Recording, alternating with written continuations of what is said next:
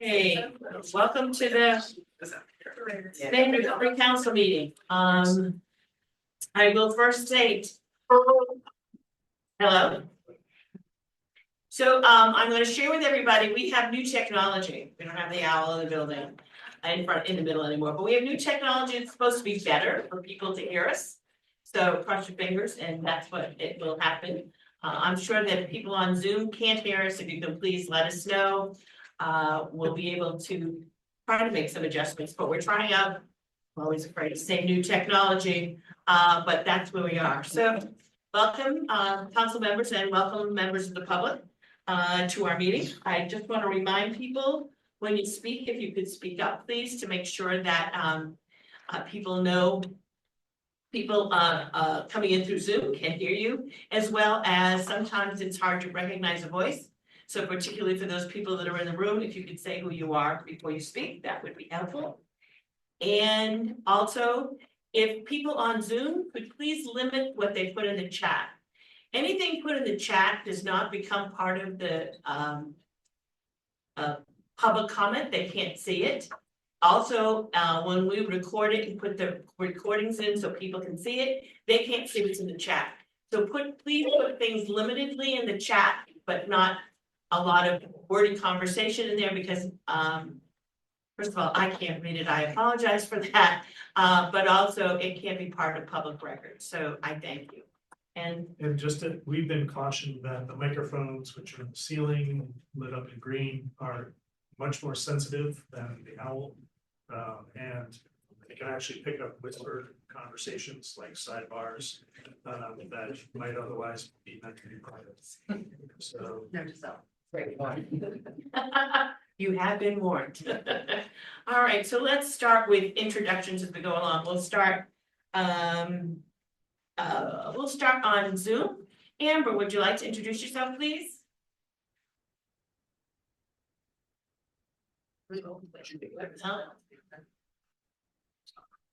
Amber went away. Okay, Liz. Hi, everybody. I'm Liz Blackwell-Moore. My pronouns are she, her, and I'm the Director of Public Health for Cumberland County Public Health. And I have been working in the field of substance use and harm reduction and substance use prevention for about 20 years and excited to be here again with you all. I'm sorry I couldn't be there in person today, but here I am on Zoom. Thank you. Who else is on Zoom? That's it? Right now, yeah. Okay. All right, we'll go around. Bruce, would you mind starting to introduce yourself? Sure. My name is Bruce Naughton. I'm with the Maine Reentry Network, and I'm a person in long-term recovery and a person who goes through mental health challenges. Betsy Fitzgerald, representing the litigating subdivisions from the lovely downtown area of Washington County. Woo! Gordon Smith, I'm the state's director of opioid response in the governor's office of innovation, of policy innovation in the future. I've not met Melissa, and it's nice to meet you. I wasn't with you at that previous meeting in person. And yes, I'm one of Governor Mills' 2 appointments, with the second one about to introduce himself. Thank you. Ben. Good afternoon. Benjamin Mann, I'm the Deputy Commissioner of Finance of Maine's Department of Health and Human Services. I'm also appointed of the governor, and previously served on the council and served as treasurer. Thank you. My name is Pat Kimmel. I'm the interim chair of the Maine Recovery Council. I'm a long-term recovery advocate as well as retired after way too many years in the field of substance abuse and mental health. Welcome. Thank you. Good afternoon. I'm Mary Coyne. I am she, her pronouns, and I am the coordinator for Recovery Council. Hi, my name is Grayson Havens. I use they, them pronouns, and I'm with the Attorney General's office. Hello, I'm Katrina Vonish. I'm here with the Attorney General's office. Brendan O'Neill, also with the Attorney General's office. Melissa Hackett, I use she, her pronouns. It's really good to be here with you all. I'm a new member. I'm sorry I couldn't be with you in December. I was presenting at a conference away in Texas, which was a little warmer.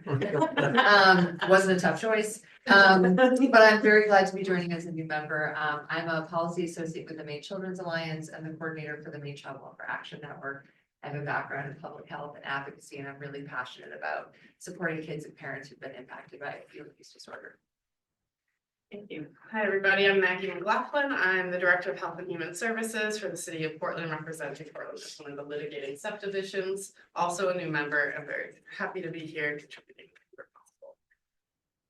Hi, everyone. Chastity Toole, returning member of the council. I representing the harm reduction community from Washington County.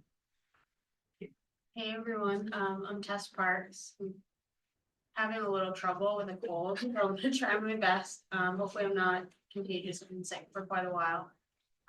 I am the policy director for Maine Recovery Action Project. And I'm a person with lived experience of substance use disorder, and I'm new for council. Thank you. Good afternoon, everyone. Great to be here. I'm Joe Everett, the president and CEO of the Opportunity Alliance located in South Portland. This is my second term on the council. In the first go around, I was the chair of the Grants and Program Committee, and looking forward to being back and doing the work. And I too have been struggling with a cold for months, but we're sitting together, so pretty shortly, contagious, but we're miserable, so I'm good to be here. Miserable personally. Thank you. Paul Vincel, will be late, but is arriving.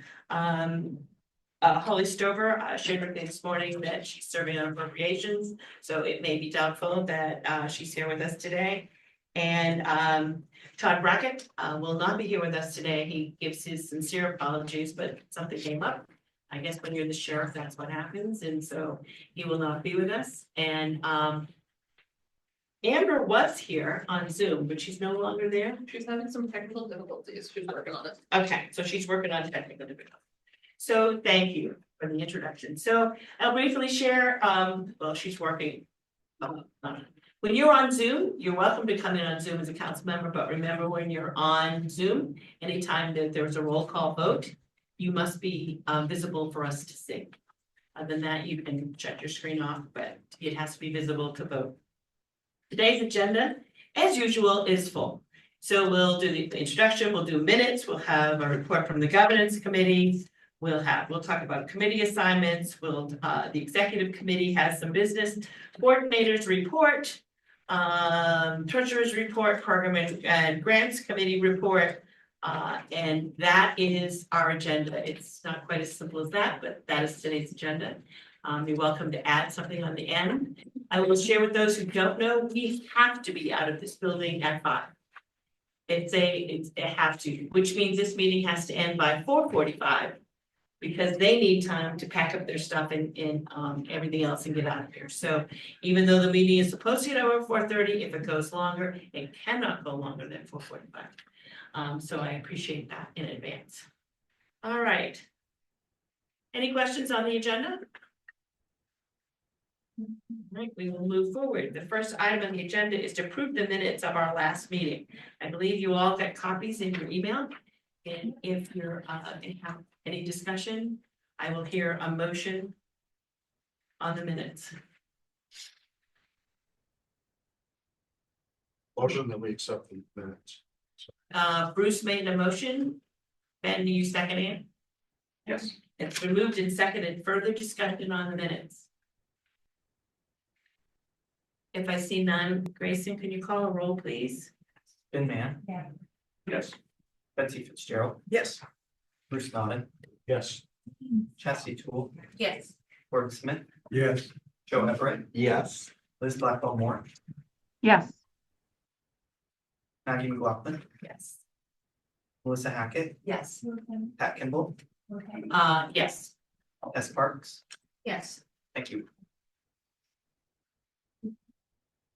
Okay, next item on the agenda is governance committee. The governance committee met on January 3rd with the focus of their meeting really being to accept the submission of nominees for the offices for the council. Submit those to the council members via email, and that we will vote on those today. All of this is in accordance with our bylaws. You have before with you the following people who have been nominated and agreed, if voted in, will accept a position. And that's Chair, it's Pat Kimball, Vice Chair is Melissa Hackett, Bruce Naughton, and Chastity Toole. And I believe Melissa notified me last night, and Melissa, would you like to speak on that? Sure, that's appropriate. Yeah, I just wanted to let everyone know I'm withdrawing myself from the vice chair race, not knowing how many folks or who might step forward for that. I was willing to throw my hat in the ring. I would prefer not put us through a three-way race, so happy to have the other two nominees move forward. So you're withdraw, I don't think we need a motion for that. She's just withdrawing her name from the list. So Vice Chair will, the two nominees will be Bruce Naughton and Chastity Toole. Thank you. Treasurer, the only one nomination is Ben Mann, and Secretary is Betsy Fitzgerald. We have to vote separately on each of those offices, and before each vote, any person in nomination can speak up for approximately 3 minutes on their background and why they're willing to serve in that position. Any questions on how this goes? I don't think we need a motion, we just need to vote, right? Okay.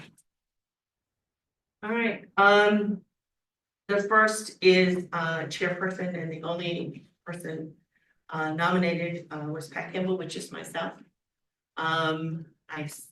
For those who don't know who I am, I think most of you do. I served 2 years, for the past 2 years as chair of the council. And it was part of every single subcommittee was able to do that. My background is such that I'm retired, which gives me a little bit of freedom time to do projects. But my background is that I worked for 30, 40 years in the field of substance abuse and mental health. I started in this field as a clinician, as a licensed alcohol and drug counselor, and was a clinical supervisor. I ran an outpatient service. I had my own private practice. I served as a lead counselor in an adolescent IOP at Acadia Hospital. I worked 4 to 5 years at a school system as a substance abuse counselor. I served as a training specialist for the Muskie School for a project called Caring for an Abuse Affected Child. But most of my career spent at Wellspring, which I was a student intern. I was a counselor. I was a senior counselor. I left, became a board member. I came back, did the program directing job at the Women's House, and then was the executive director for the last 10 years of my job directing Wellspring. At the time, it was a smaller agency than it is now. At the time, it had 2 residential programs, transitional apartments, and IOP and outpatient. I think that was it. They're a little bit expanded since I left. I also have a background. Somehow in my career, I became an expert. I don't know why. Most of my career was either focused on adolescents or women's issues, as well as becoming extremely involved in policy change and funding for substance abuse. So I served as the chair for many, many years for the Maine Association of Substance Abuse Providers, which is now the Alliance. Spending lots of times in Augusta looking for money and funding, and also policy change. In my retirement, I serve on some nonprofit boards that all are related. My passion always has been and always will be substance use disorders. And so it's either homeless shelters or peer recovery centers or the board of visitors at the jail. And also a project that I just adore, which is called Time to Ask, which is actually educating physicians' offices in regards to alcohol abuse and dangers of alcohol and public health and issues. So that's what I do in my spare time. If you have any questions, I'll be happy to answer. Other than that, we will take a vote. Not a question about you technically. Before we vote, since Amber's back, can we let her introduce herself? Hi, Amber. Can you hear us? I can hear you guys. I am so sorry. I'm having technical difficulties. No, I totally get it. Amber, would you just quickly like to introduce yourself? Sure, my name is Amber Pulsifer. I am up in Presque Isle. I am an MAT provider at a clinic here in Presque Isle. I am an individual in long-term recovery, And I started out my career path in peer recovery as well. And this is my first term serving on the board. You're welcome. Well, we are in the agenda, we are in the governance committee, and we're about to take separate votes for positions. And right now, we're going to take the vote, unless anyone has any questions, for the chairperson, which is Pat Kimball. Tracy, you call roll. Thank you. Amber Pulsifer, Yes. Ben Mann, Yes. Betsy Fitzgerald, Yes. Bruce Nodden, Yes. Chastity Tool, Yes. Gordon Smith, Yes.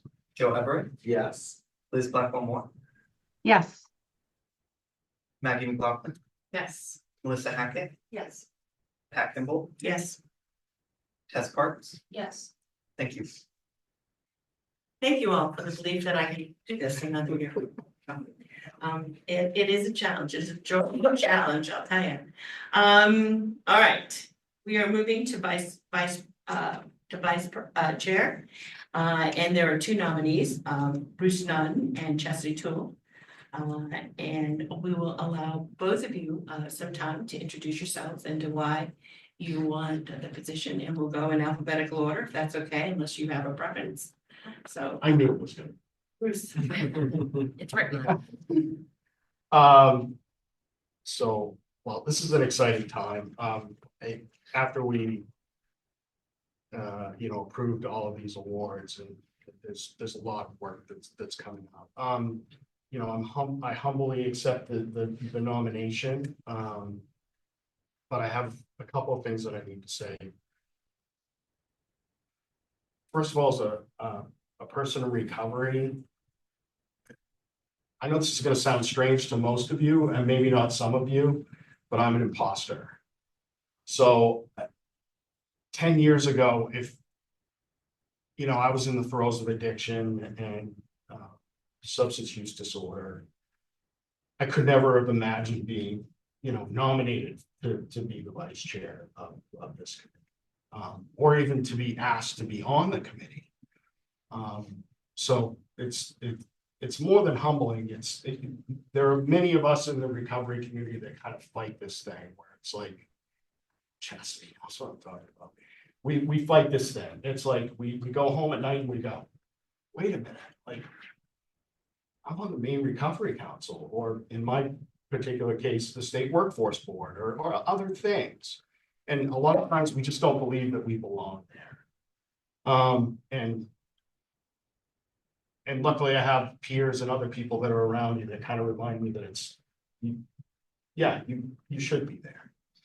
And for people that know me well, they also know some other things about me. And one of the biggest is that I value young people. And I really deeply feel that young people need to be given opportunities to lead. I'm 60. The other person that's being nominated for this is not 60. I have no idea how. I'm 40, so thank you for calling me a doctor. Hey, to me, you're a young person. So this is a really long thing. I also feel like unity is what we need right now. And I think it's important. And you let me talk a little bit longer. I could have just said that I'd like to rescind my nomination. But I just wanted to say a couple of things. I've already been the vice chair. I don't need to be the vice chair again. I feel like I can still be an effective voice without being the vice chair. And I really respect Chastity. And I think that she can do this job well. So, done. Bruce, thank you. I didn't make such a cold blood. All right, I started from I'm just kidding. Wow. First, being called a young person really is wonderful. It brings me joy, and I was coming into this actually kind of bummed out that the people with lived experience are like fighting for the same seat.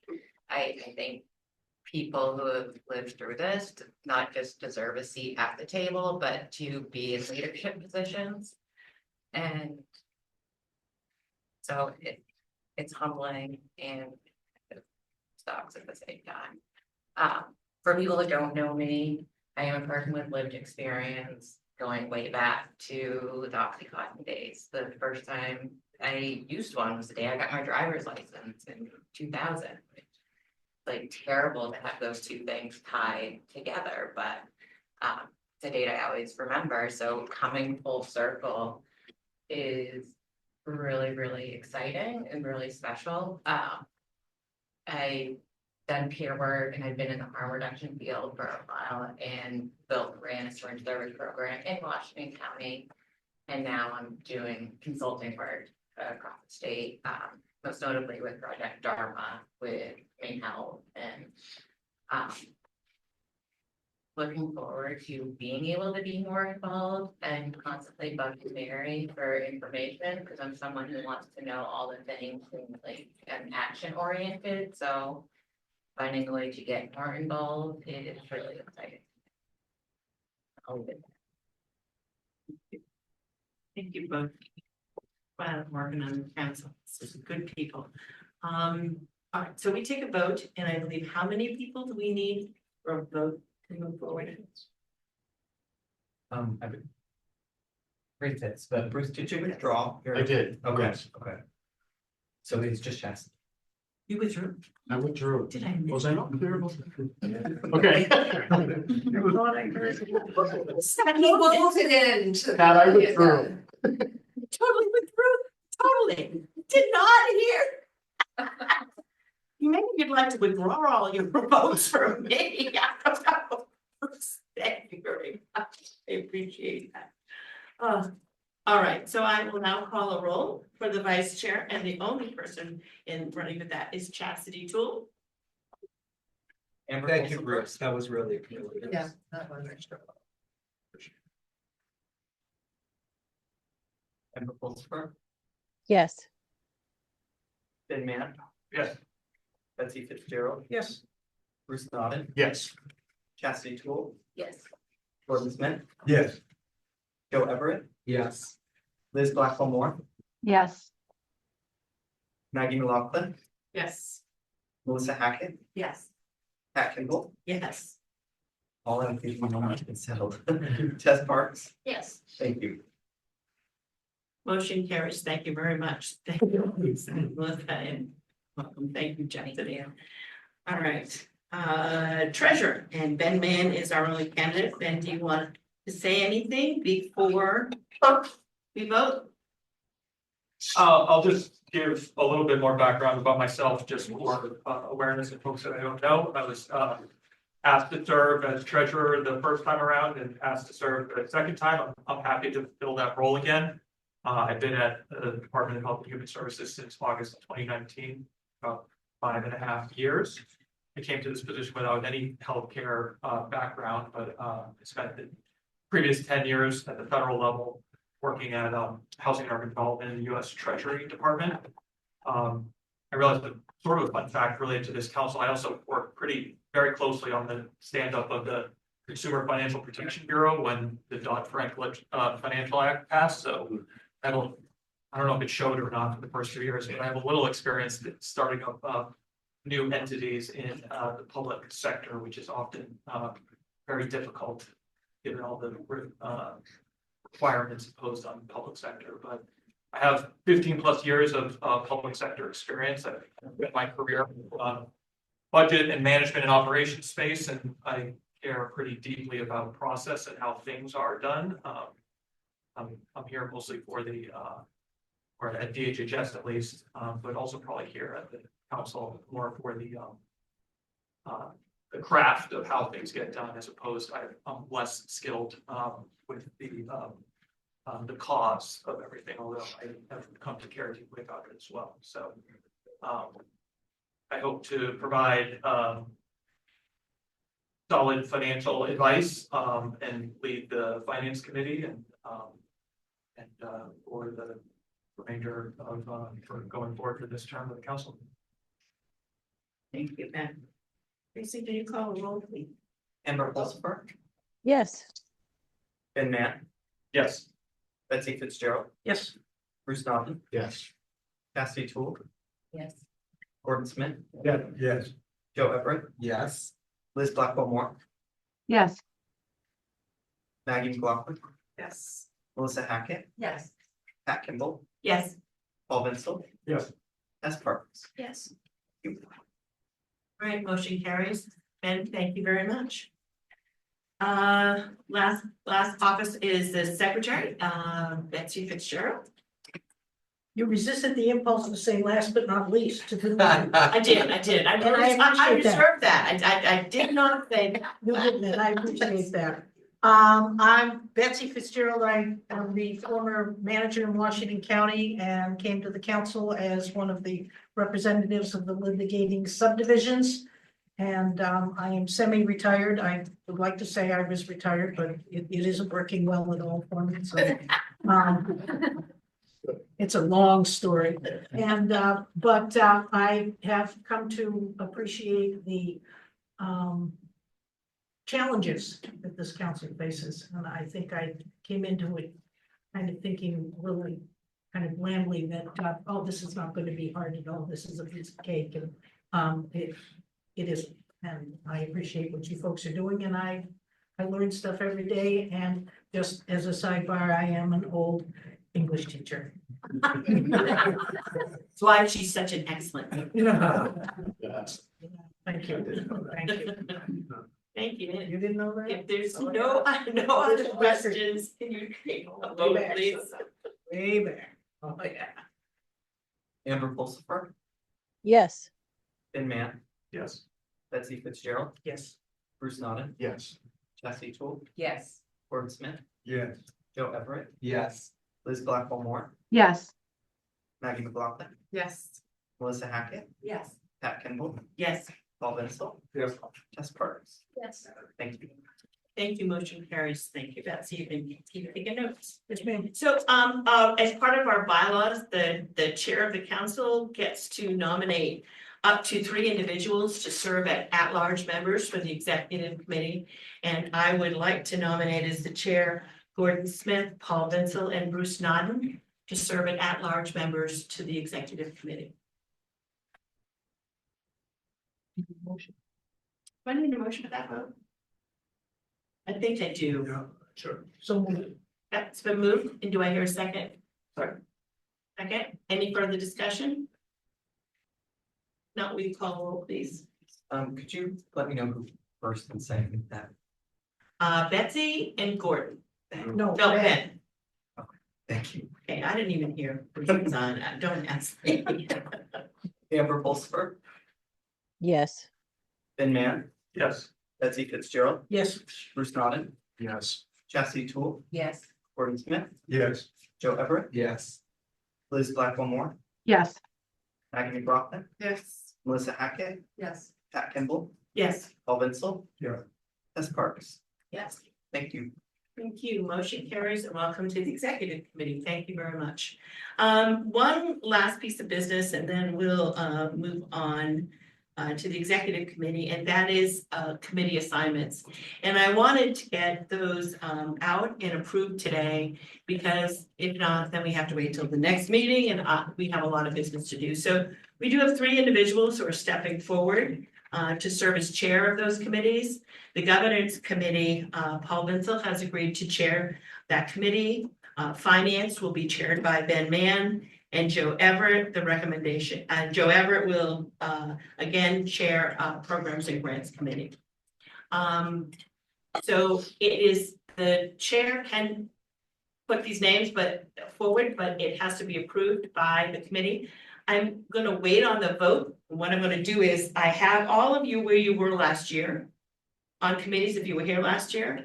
I have the committees. If you would look at this list, either leave your name on that committee or add yourself to another committee, but we'll just pass this around, and before we end the meeting, we'll vote on those nominated for the committee. For those who don't know, committees meet once a month. All committees are Zoom. And even though you're not an official member, if you don't sign up to be on that committee, all council members are always welcome at any subcommittee meeting. So all you have to do is ask. So if you know, you say, I can't commit myself to two meetings a month, but I can commit myself to one, and maybe I'll drop in another, that's more than welcome. It's how we work things. And at some point in time, Mary's gonna talk. Mary is trying to schedule things so we know in advance when meetings are. Like, we know that this meeting is always the second Thursday of every month. We're gonna try to do that with all the other committees. That way people can put it in their calendars and be prepared and move forward. So just look at your name on there, leave it where it is, change it if you like, and we'll vote on that later. All right, thank you. Executive Committee.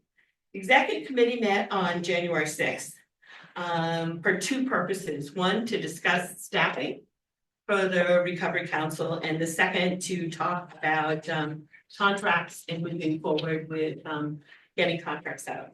So we know that the meeting before, which would have been November, we discussed an executive director position and moving towards an executive position and a recovery coordinator to help us with the workload, because we know that Mary, wonderful as she is, cannot do it all. The Attorney General loans us the time of their staff, but it certainly is not in their job descriptions or for responsibility to do the work of the council. We really want the council to move forward and feel that staffing is important. So we are going to make two recommendations today to hope that we do that. Mary has written a job description for the executive director. Did that go out to everybody? Yes. It did. So I don't know if you had a chance to review it. If you'd like to ask some questions about Mary's recommended job description for the executive director, we can have that conversation. When was that? When did that go on? Yesterday. Yeah, with the. I believe it's also in the packets. All of it? On paper. Oh. On David, yes. I didn't. I know, in everyone's packet.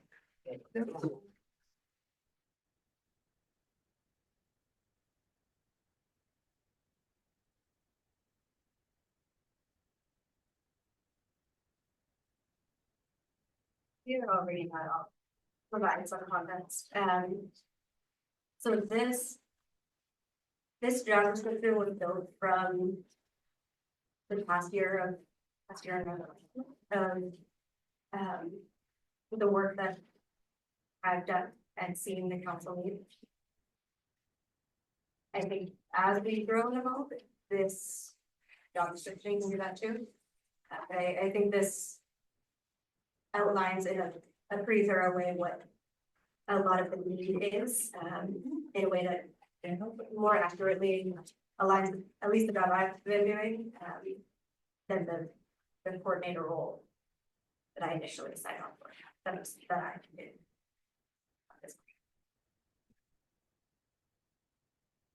It's Wonder Woman in this. I know we're just speaking about the executive director position, but as we think about both suggestions, I wonder if you could speak to what you imagine or suggesting the executive director would do versus the coordinator, and how this would work together to support the council's work. Yeah, they would work in tandem and very closely together. The executive director would take lead on most of the programming and projects, but all of this will take group effort and collaboration. And so I think the executive director's role is more focused on oversight of all the moving parts and working with vendors and the AG's office and the council to make sure we're actually moving forward with the programs and activities that this council is looking to do. And the coordinator will play more of an administrative role, given how much support is needed to actually execute on these programs. And trying to manage all of it as one person is very difficult. There's also in administrative support and also communication support. We have an info inbox that at certain points in time can be pretty hard to manage. And with all the forms that we have and with applications and all of that, having someone who can support creating systems around that and organizing it and making sure we're doing everything in a more timely manner than has kind of been possible for me, is how I see those two roles being both collaborative and distinct. That's all, thank you. The info inbox you talked about, is that the email that the public has access to, the email into it? Yes. And I should say more broadly, the info inbox also encompasses, with the grant application, all of the communications back and forth. Grayson's been helping me with the vendor forms and taking all those in, reviewing them, making sure things look good. With the LOIs, 220 of those that were submitted, and showing that through all of them, all the evaluations. I wouldn't say it's sustainable for one person.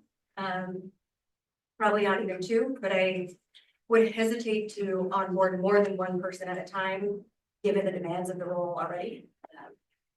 I think doing it systematically will set us up for success. Just one sec, I just want to make sure everyone understands that we don't have any, the Recovery Council doesn't have any employees, that we only have contracted individuals. So when we're talking about, this is a contracted person, which we only offer a compensation to, there's no benefit package, there's no health package. It's strictly a contracted position from the Recovery Council, just so you understand that. Joe, please. So I really appreciate, thank you, Mary. I think this is great, the job description put forth. Two things that I want to just sort of raise. One is that I really think the council needs some type of an analyst position. Like we're always, Mary is like doing so much work. And if you think of like a political analyst for a committee at the legislature, we need that role in some way. I don't know if that can be included in the coordinator position, but I think that's with the data coming at us, the changes, we need someone to be doing that work. And one of the reasons I really like Kim Johnson's work with us, I found Kim did some of that for us. So I just put that out there to have that role. And I still don't think that two people can get all those contracts out the door. So I appreciate sort of the speed to which you can bring them on, but I just want to protect these jobs, because I think they're still going to be drowning. And I really want to stress that we need some type of an analyst function somewhere to sort of help us obtain the information we need. And it can be very time consuming because we all kind of do it in our day jobs. So I think just a thought. Yeah, Joe, that's a very good point. The executive committee, when they met, that was brought up that this is not the end of, now have two positions at that. We know that this is only the beginning of really restructuring how the business of the council and how it functions. That's a very good piece to look at, is the analytics of that. So thank you, Bruce. And I just have my hand too. I can't. Oh, sorry, I couldn't see it. So Sorry. that's okay. I just can't see you all very well either, who has their hand up. But I just want to add to Joe's point, an analyst slash sort of evaluation person. I think there's a need for, we're going to have to figure out how to be, people are going to be sending in quarterly reports or biennial reports, collecting that information, seeing how things are going. I just think we need another person who really understands programming or understands, another person who has deep experience in substance use disorder and evaluation analysis. So I couldn't agree more. Just adding in the evaluation part, because that actually isn't in our contract with USM to do that kind of work. So we may need to be doing some of it ourselves as a council. Absolutely. Thank you, Liz. Bruce and then Ben. I'm just asking Mary, is this reflective of where you think your job description will be right now with one other person with you? Or is this, it's certainly not everything that you're doing now, right? It does take into account that there would be someone else taking over. Okay, and then the follow-up is, do you see this job description changing as people get added to your team? Slightly, yes. I do. Thank you, Bruce. Ben. I just wanted to clarify, what Liz and Joe were saying. Were you saying you wanted a third position, or you just were saying we have the capacity? Third executive director, coordinator, analyst position? Yes. I mean, I'm all about saving money too. So if it's a function for me, I think both, and I don't think we can squeeze it into that second job. So I think it would be a third job. But it's really a capacity issue. Yeah. Yeah, that I think we're all cognizant of, yeah. And the only other point, I would disagree with that, I don't think, I think we should hire someone and then we can think about hiring the third person. Yep. So mental order here, and I don't need to say this out loud, but if we were not, going to promote Mary into this position, I would want to make the point that, you know, executive director, I think, comes with certain expectations, but the expectations we're gonna have is that executive director is gonna roll up their sleeves and do a lot of work. Mary has proven herself capable of that without a doubt, so I have no concerns about that, but we just want, like, it's mostly a title thing. I think we want someone to do the work as well as provide management and leadership, but and make sure that we are hiring someone that's not that's able to do both, and I'm confident that you can do both.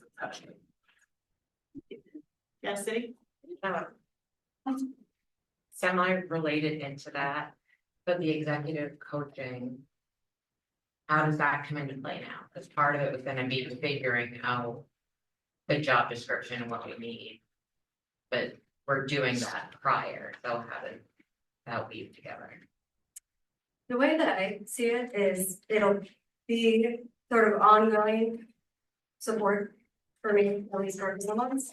And the other piece of that also helping specifically with the grant review process.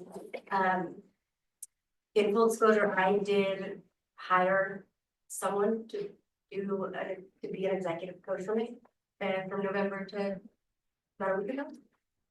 And that's also part of how this was developed. So. Separately from? Yes. Okay. Yeah, so her own personal. Because I knew I needed it, and things take time, and it was important to have. So. If there's no other questions, I'm asking that we approve the job description that Mary has submitted to all of us. I need a motion in a second. Sorry. That's okay, Maggie. Just to make sure we don't lose the amazing talent that we have, can you give clarity on what happens after we approve the job description? Will it automatically go and be an open bid process, or is there space for internal discussion of who can go in there, and that's a separate process? Can you walk us through the next, what happens next? So what happens next is the executive committee is going to recommend that Mary be promoted to this position, and we will have a discussion about that and a vote to move Mary forward. At the executive committee level. No, it'll be voted here. Okay. The executive committee has already made a recommendation they will be in the next step. That they're recommending that Mary be promoted and that we develop a new contract for Mary to become the executive director. And then it will come back to this group to. He's gonna come here today. Okay. Yeah. Coming soon. We're not wasting any time. Do I hear a motion? I move that we accept the job description of the executive director of the Recovery Council. Thank you. Do we hear a second? Second. Bruce, the second. Any further discussion? It's not. Sorry, from a contractual perspective, we need a little bit more information. And we might be able to do just that motion, which thank you all. But we will need the start and end dates of the contract and the recommended compensation. I can tell you the start and end dates, and then Ben can provide the recommendation. That would come under your vote.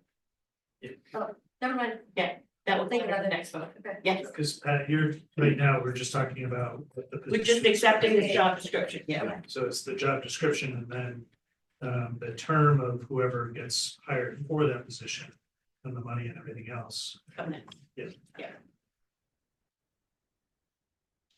All right, there's no further discussion. Can you call the roll, please? Amber Pulsifer, Yes. Ben Mann, Yes.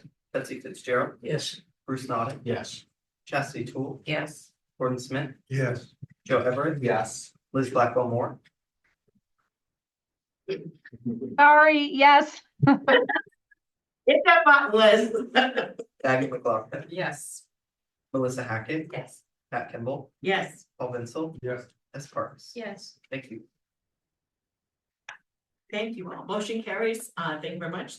So the next recommendation of the executive committee when they met is that we promote Mary to the position of executive director. that we don't post it, we don't go out, that we promote Mary to that, and that we renegotiate a contract with her. And the terms of that contract, are they settled? Did we? Now with the job description approved, we just need to start end date. My recommendation is a start date January 31st, which we can do, it's voted on today. An end date of October 1st. Can you explain those dates to us? Yes, I can. The January 31st, it doesn't need explanation. The October 1st is because I won't be here through the fall. I've been accepted into grad school and will be leaving to get my master's in addiction policy. I'm in DC. And my classes started this summer.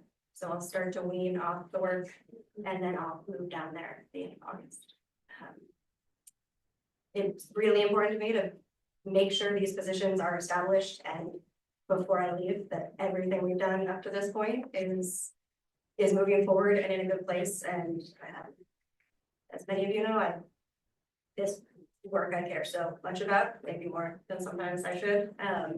And I want to be available to the council as needed and also see it through to the last possible moment until I become a full-time student again. That said, I do have plans to address the fact that we'll need someone else to take my position, and that I would like to see start happening at least by April, because it's going to take a lot to onboard somebody and have them be my replacement.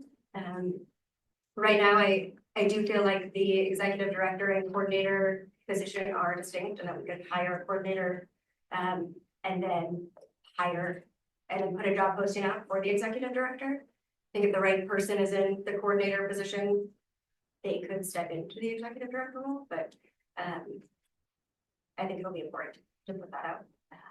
And by that time too, being able to look at the job description more closely again and have that be an ongoing kind of collaboration between all of us, I think will be important. So that's why those dates are what they are. Good job. Great time to go to Washington. I'm not going there, I'm leaving that one alone. So, Madam Chair, can I ask a question? Yeah, you may have said this, talking about the contract or Brendan, like, is this always the way it's gonna be? We're gonna have a contracted, they're gonna be just a contract, not just, but that's the way it's gonna be until for infinity. No, Well, if we can it's get a supposed state to position, Yeah. If we can get a state position, it will change. yeah, Yeah, I mean, you need the legislature to take that initiative. It would take a good amount. it takes it will take time to establish and do that and change in the statute. Yeah. Probably a little more, we don't need to get into this now, we talked about this a while ago, and honestly, I think I lost track of it, the governor's budget's coming out very soon, so we aren't going to make it this round, but you know, if we did have a state line position, it would. Actually, I would have to ask council of how much it would require, what our state line position would require, be subject to all the hiring rules of the state, or if we're exempt from it, I presume it would be. Subject to. Yeah, so we would have a lot less discretion, or, you know, we'd have a lot more requirements to follow if we did that. There's some other exceptions, we could create a limited period position for 2 years, for example, we should talk about that, but I think that's another plan. Thanks, Ben. Well, we don't want to digress into too much of the discussions here, but that does lead to a bigger long-term issue. Later on in this meeting, we'll be talking about our contracts and who does them. How do we get the work done?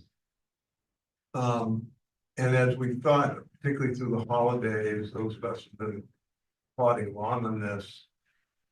I think there's a much larger issue there that eventually we should at least consider the option of amending the legislation and the memorandums of understanding in the Superior Court and seek to be completely independent of the state and operate more like Efficiency Maine, the Maine State Housing Authority, have our own staff have our own bank account, have our own lawyers, not a reflection on anything that any of us are doing.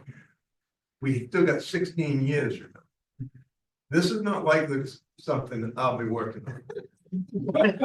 I'll be honest with you, but I do think that following this initial work of getting our projects contracted and getting the stuff implemented, that at some reasonable point in time, that this council or the next will absolutely need to consider that option, because that is where I think long-term we need to be.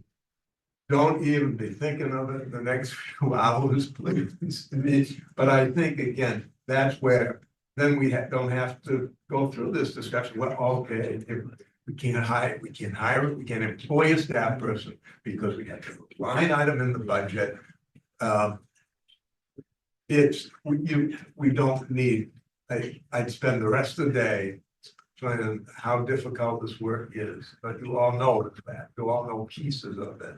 So that's where I think those live issues should be at some point. Once we get through the immediate needs, we should absolutely consider that in an appropriate time frame. We might not be successful, but I think we should at least consider that as an option. I'm saying it's best option, but it's at least, when I look at what the other states are doing, how they handle that opioid money, how we have a great pain, and I keep going over the housing authority because they get through things so quickly. So enough said, but thanks for letting me at least put it on the public record that I think eventually this is the route that we should consider. But not now. Thank you, Gordon. That's sort of where my head was. I think going through hoops, I think we got way too much going on, but I just was wanting to get to what you just said. So I'm looking for a motion to accept the recommendation of the executive committee to promote Mary to the executive director position, and to negotiate and be able to negotiate a contract with her that goes from January 31st to October 1st. We also need the total contract.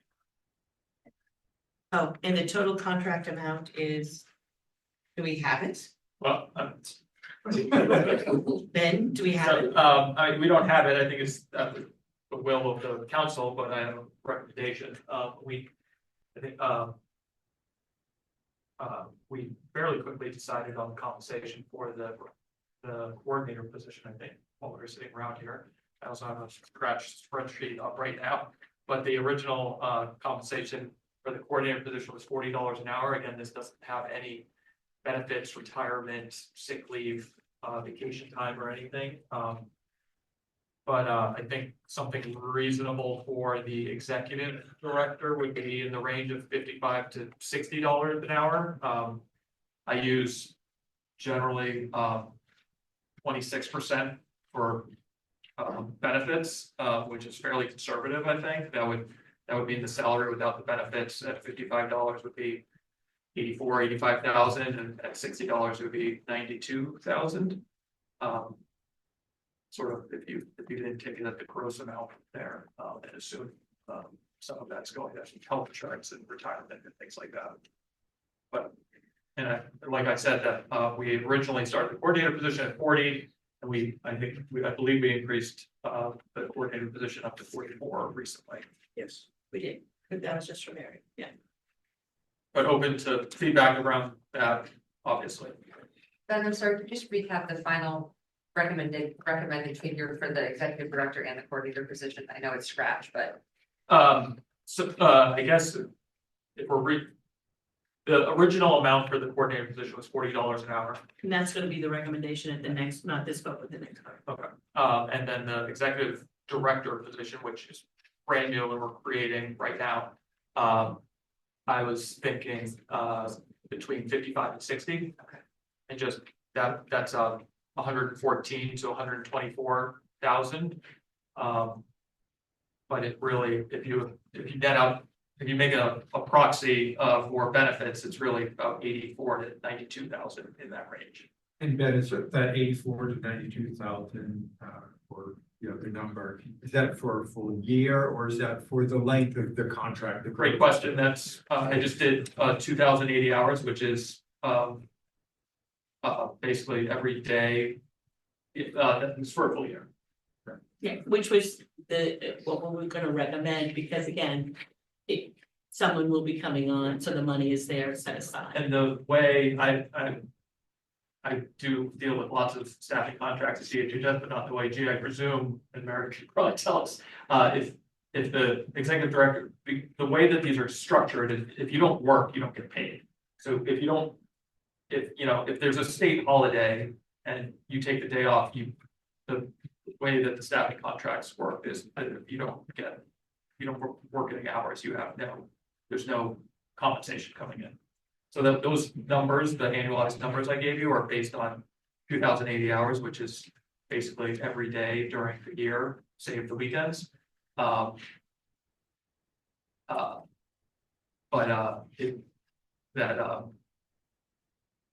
probably be less compensation because. We write into the contract that people get paid for the holiday. So it's a contractor position, so they get paid for when they work. So she sometimes works holidays, up to her. We just don't have a scheduled holiday. I mean, just because the state takes it off doesn't mean, we have to sign her invoices. So we see when she works, sometimes it's a Saturday, sometimes Sunday, so it's a contract position. They have the leisure of, again, you can see she gets the work done, doesn't have to do it Monday through Friday. So, we don't have any built-in holidays, any of that. So yeah, I assumed it was just done like a salary, like each paycheck was the same throughout the contract. So Ben, with all due respect, I think 55 is too low. I think if we were looking at a fractional leader, it's way more than that, and I think we should reconsider that, just the way you laid down kind of what's salary versus the benefits, so I would just ask the group to consider that if that's the right amount. The other thing, this is a bit of a rabbit hole, but I don't think that, Mary, you're kind of unique. I think that the skill sets in these jobs the next month, someone might be the ops person who's not really the best fit. So I think that could be our plan, but that may not be the way it's lands. So I think we should look at that, the number for the executive director. So the difficulty is, in order to vote this in today, for contracting purposes, we have to have a contracted number in the vote. We can't negotiate it later, so that has to be negotiated today if we're gonna move forward with signing the area contract. So we need to talk this through. And that could be renegotiated at a future date when their contract is up for someone else. Correct. Right. What you offer Mary doesn't necessarily mean you have to offer another person. Yeah, it's a contract position. Although you will know, and it's a public document, so anybody who applies for the job knows what the salary was of the previous person. It's not private. And you're in a public meeting having this conversation. Joe, 55 would be too low. Can you give a number that you would recommend? I have no experience on hiring or anything like that. Well, I'd have to do kind of scratch math like Ben. I think that when you break apart kind of what benefits what it would look like if it was an employee, a salaried employee. I think it would be I think we would be paying more than 115 all in. Is that the number, Ben, that you said? 55 is 115. Yeah, 114, 60 is 120. But Ben, can you do back in the napkin, like when you probably did, you have. I have it right here. What number do you want to say? Well, I mean, I think like add $10 to the 55, like and I also struggle with like Mary's gonna get this and then the new person's gonna get that. Yes. So I think we have this really hardworking person, so I'd like to be fair, and you're in the room, Mary, but want to talk. So I would say like, could we at least go $10 higher? 65 an hour would be all in 135,200 a year, which would be net, removing benefits would be 100,000, almost even. I mean, I think that's fair. You can make a motion. Yeah, so 65 an hour, is that right? And then, the next topic is the term, if it's gonna go through October, is it Mary 1st? you know, if you want, we can, or Ben, you could probably do this now, or my finance director could probably calculate the total amount of the contract at $65 an hour for 40 hours a week. But 65 an hour. I'm down with the 65 an hour rate. I know Gordon's counting on his fingers. I'm thinking the number of months in the contract, that's below my limit.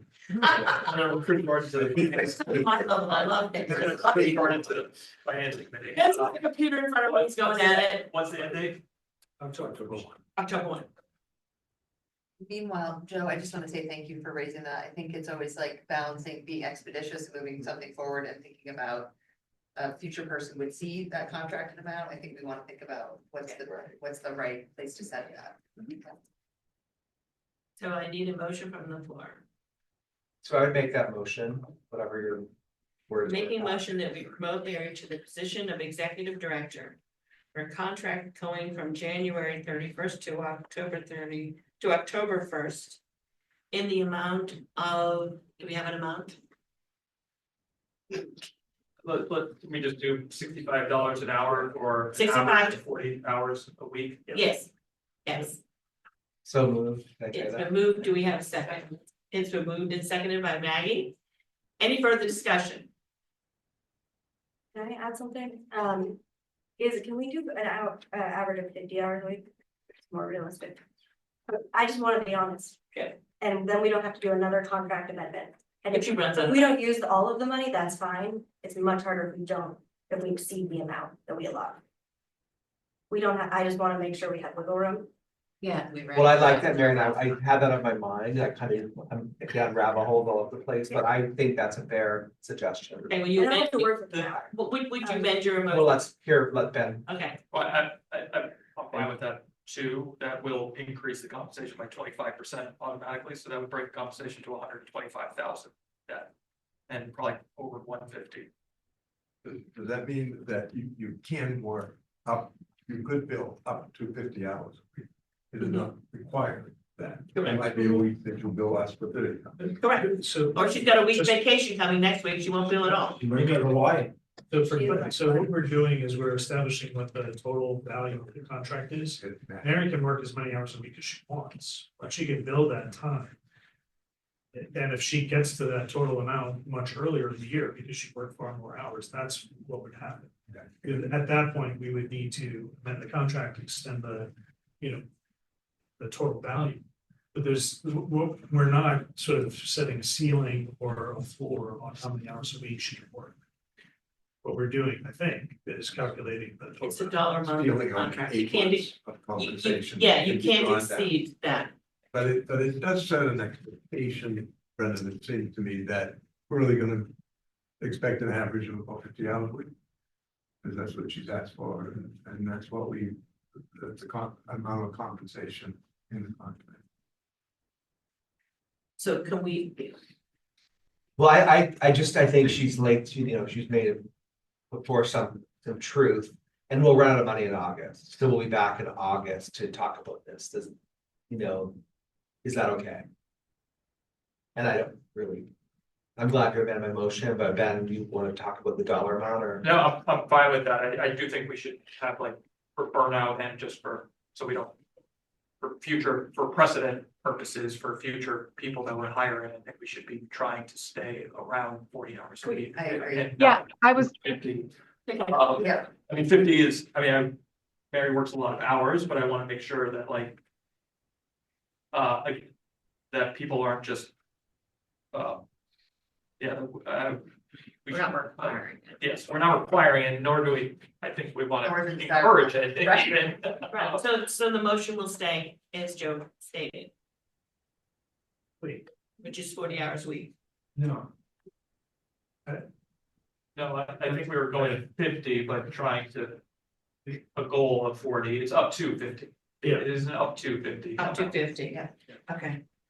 And this is because of, I don't know if you remember in September, I think we had to extend the contract amount because I was consistently working over 40 hours a week during the grant process.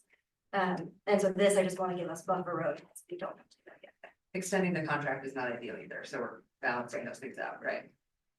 So So Joe's Ben, motion can will you be clarify what amended. we just agreed to? So we're gonna keep the dollar amount the same, the 150 or 125? The dollar amount will be automatically calculated. I think I think we all just agreed to $65 an hour for up to 50 hours a week through October 1st, starting on January 31st. Okay, so that's my motion. That's your motion, What you said. and Maggie seconded it. Well, No, I think that motion just happened now.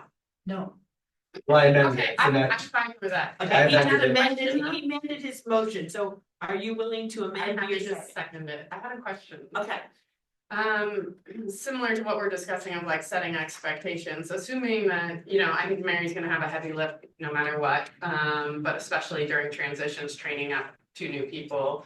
The new person coming on in principle should have a lesser lift. So would we then negotiate when we have that transition, the hours again and things like that? correct. Okay, cool. Of two contracted positions. Yeah. It's two contracted positions. All right, I seconded Joe's motion. Any other questions before we take a vote? All right, if there's no other questions, Grayson, will you call the roll, please? Amber Pulsifer, Yes. Ben Mann, Yes. Betsy Fitzgerald, yes, Bruce Naughton, Yes. Chastity Tool, Yes. Gordon Smith, Yes. Joe Everett, yes. Liz Blackwell Moore, Yes. Maggie McLaughlin, Yes. Melissa Hackett, Yes. Pat Kimball, Yes. Paul Vinsel, Yes. Tess Parks. Yes. Thank you. Okay, motion carries. Thank you very much. Well. Congrats, welcome, Mary. Miss Executive. Because the council never makes anything easy, we now have to vote to extend Mary's current contract because it ends tomorrow and she needs to get paid from tomorrow until this new contract is signed on the 31st of January. So I'm asking for a motion that we extend Mary's current contract until her new one is signed in place. I motion we extend Mary's contract until January 31st, 2025. Thank you. Do I hear a second? Second. It's been moved and seconded, and you call a roll, Grayson. Amber Pulsifer, Yes. Ben Mann, Yes. Betsy Fitzgerald, yes, Bruce Naughton, Yes. Chastity Tool, Yes. Gordon Smith, Yes. Joe Everett, Yes. Liz Blackwell Moore, Yes. Maggie McLaughlin, Yes. Melissa Hackett, Yes. Pat Kimball, Yes, Paul Vinsel, Yes. Tess Parks. Yes. Thank you. thank you. Motion carries. All right. Next item is on because Mary wants to move quickly and immediately post the position of the recovery coordinator. She included in our packet a contract, a job description and some information in around hiring someone for to be the recovery coordinator, and we're looking for discussion and approval or a vote on that. If this gets done, Mary is always ambitious, is hoping that by the next meeting, she'll have some, it will go, the executive committee, like we did with Mary's position, the executive committee will do interviews in executive session. And along with Mary, we'll make a recommendation to the full council, to a recovery coordinator. And Mary, it would like to have that done by February. I'm hoping maybe it happens, I don't know. But so that's why we would like you to review and look over this description that you see in front of you today. So we can move forward with advertising the position and doing interviews. Mary, can you give us a? Yes, yep. So this was built from the original contract opportunity job posting that I applied to. A couple changes I want to note. When the original job position, the coordinator was to report directly to the council. This one has been amended so that the coordinator is reporting to the executive director and will supervise employees. The same compensation of $40 an hour as was in the original contract. I also want to note that with any contracted position, unlike, let's say, an employee position, the work has to be all project-based. So it has to, like, my invoices support the projects I've been working on to support the work of the council. And so it looks a little bit different than I think many other job descriptions might, or job postings. But that's why, and the intention in the updates I made, which I think there's, mine is missing.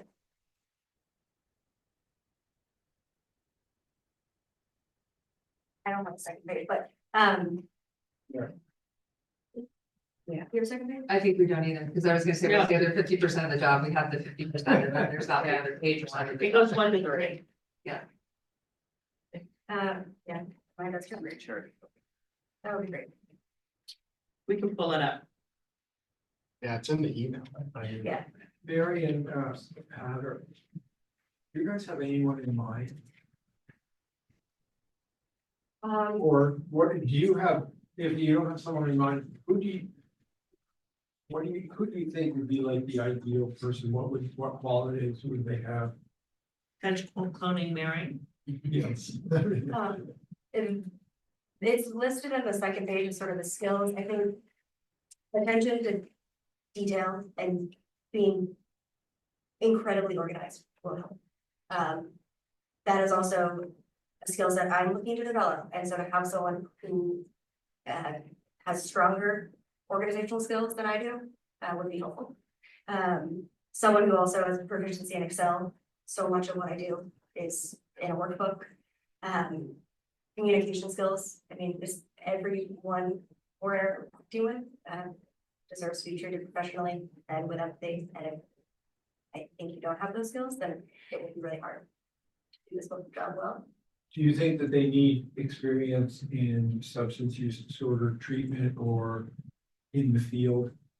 That would be a bonus, yes. I think someone could do this job well and not have experience working in treatment or harm reduction or recovery support specifically, but have some level of lived experience or understand the why behind what we do.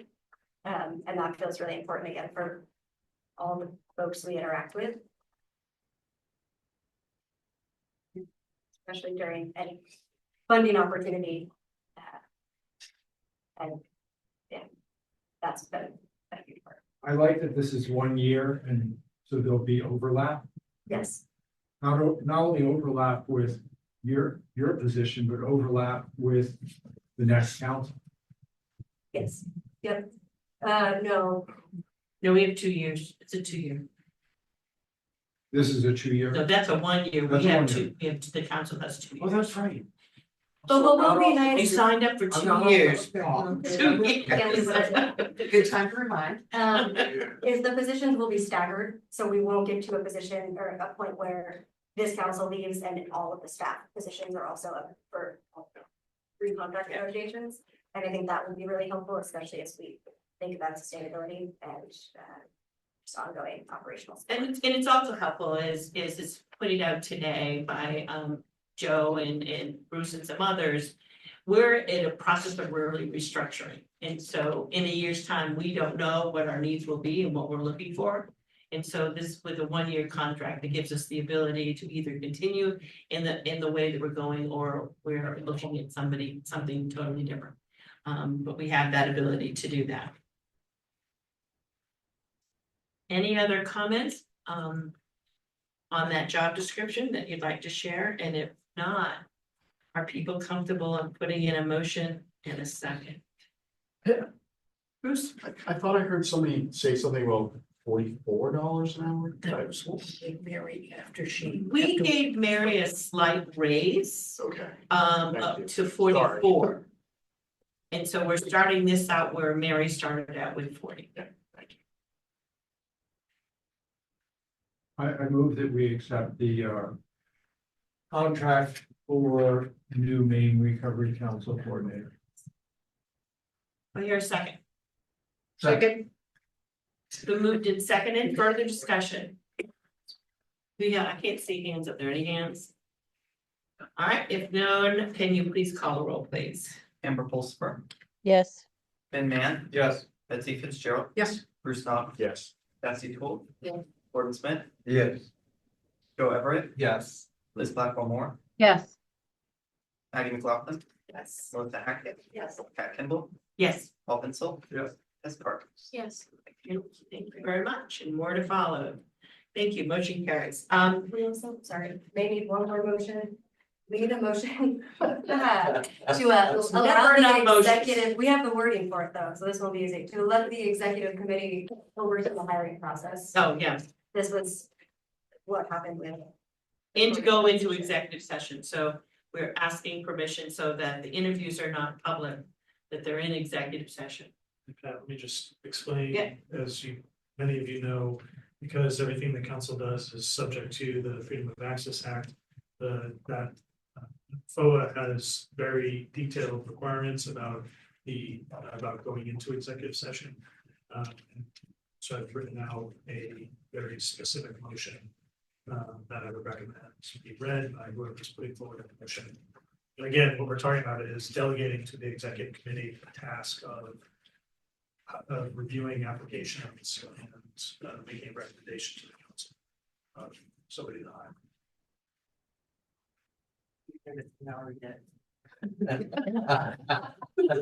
That feels like the easiest thing to do there. I move that the council delegate to the executive committee established and governed by section 6.3 of the council bylaws the task of reviewing and considering all applications received for the council coordinator contract opportunity as posted to the council's website on August 31st, 2023. But which you might just amend that to say, which shall be posted Which shall be posted to the council's website on August 31st, 2000. No, now I need to That's think it. at some point. That's okay. We got that, right? The committee's task shall include determining which applications are complete, determining whether to interview applicants and which ones, and whether to make a recommendation to the council of a proposed candidate to which the council could award the contract and any proposed terms of the contract. I further move that the council authorize the executive committee to meet in executive session to complete this task pursuant to section 4.10 of the council's bylaws and section 405 subsection 6A of Maine's Freedom of Access Act codified in Title I, Chapter 13, subsection 1 of Maine statutes. Thank you. Do I hear a second? Thank you for drafting that. It's been moved and Joe seconded it. Is there any further discussion? Yeah, what's the reason for going into executive session? So it's not public. It's an interview Okay. for a job and Yeah, that makes sense. it needs to be somewhat, I think, out of respect to people, because someone could be applying for the job and currently have a job and not tell their employer. And it becomes public, so we respect that piece, so that's why it's executive session, that's how we interviewed Mary Okay. and the others that were there. Betsy, you didn't get all that without. I missed the last 3 words. That's short. Or she got it all. Any other discussion before we take a vote? None. Please call a roll. Amber Pulsifer, Yes. Ben Mann, Yes. Betsy Fitzgerald, Yes. Bruce Don, Yes. Chastity Tool, Yes. Gordon Smith, Yes. Joe Everett, Yes. Liz Blackwell Moore, Yes. Maggie McLaughlin, Yes. Melissa Hackett, Yes. Pat Kimball, Yes. Paul Vinsel, Yes. Tess Parks. Yes. Thank you. All right, thank you. The only other business, the executive committee did say that they wanted everyone to know that they were strongly suggesting. We had a long discussion on the priorities of getting our contracts out and getting the money to where people need to be, and that they're hoping that that is the priority as we move forward. And also Gordon, Mary, myself, Brendan met with the Attorney General's office last week to talk about how to move forward a little easier and get that path a little clearer so we can get out. Attorney General Fry was very supportive and understood our frustration in getting this, the contract signed out and the money where it needs to be. So that was the only business that came before the executive committee. So I thank you, and I'm going to turn it over to Mary. Is that after are we gonna talk more about contracts? Mary is. Okay, great, perfect. I'm sorry, I should have said No, that. that's great. I'm just. I know going Gordon had briefly mentioned for what the stuff executive before, yeah. committee- Mary's got a whole lot more Okay, to say. perfect. Thank you. Thank you.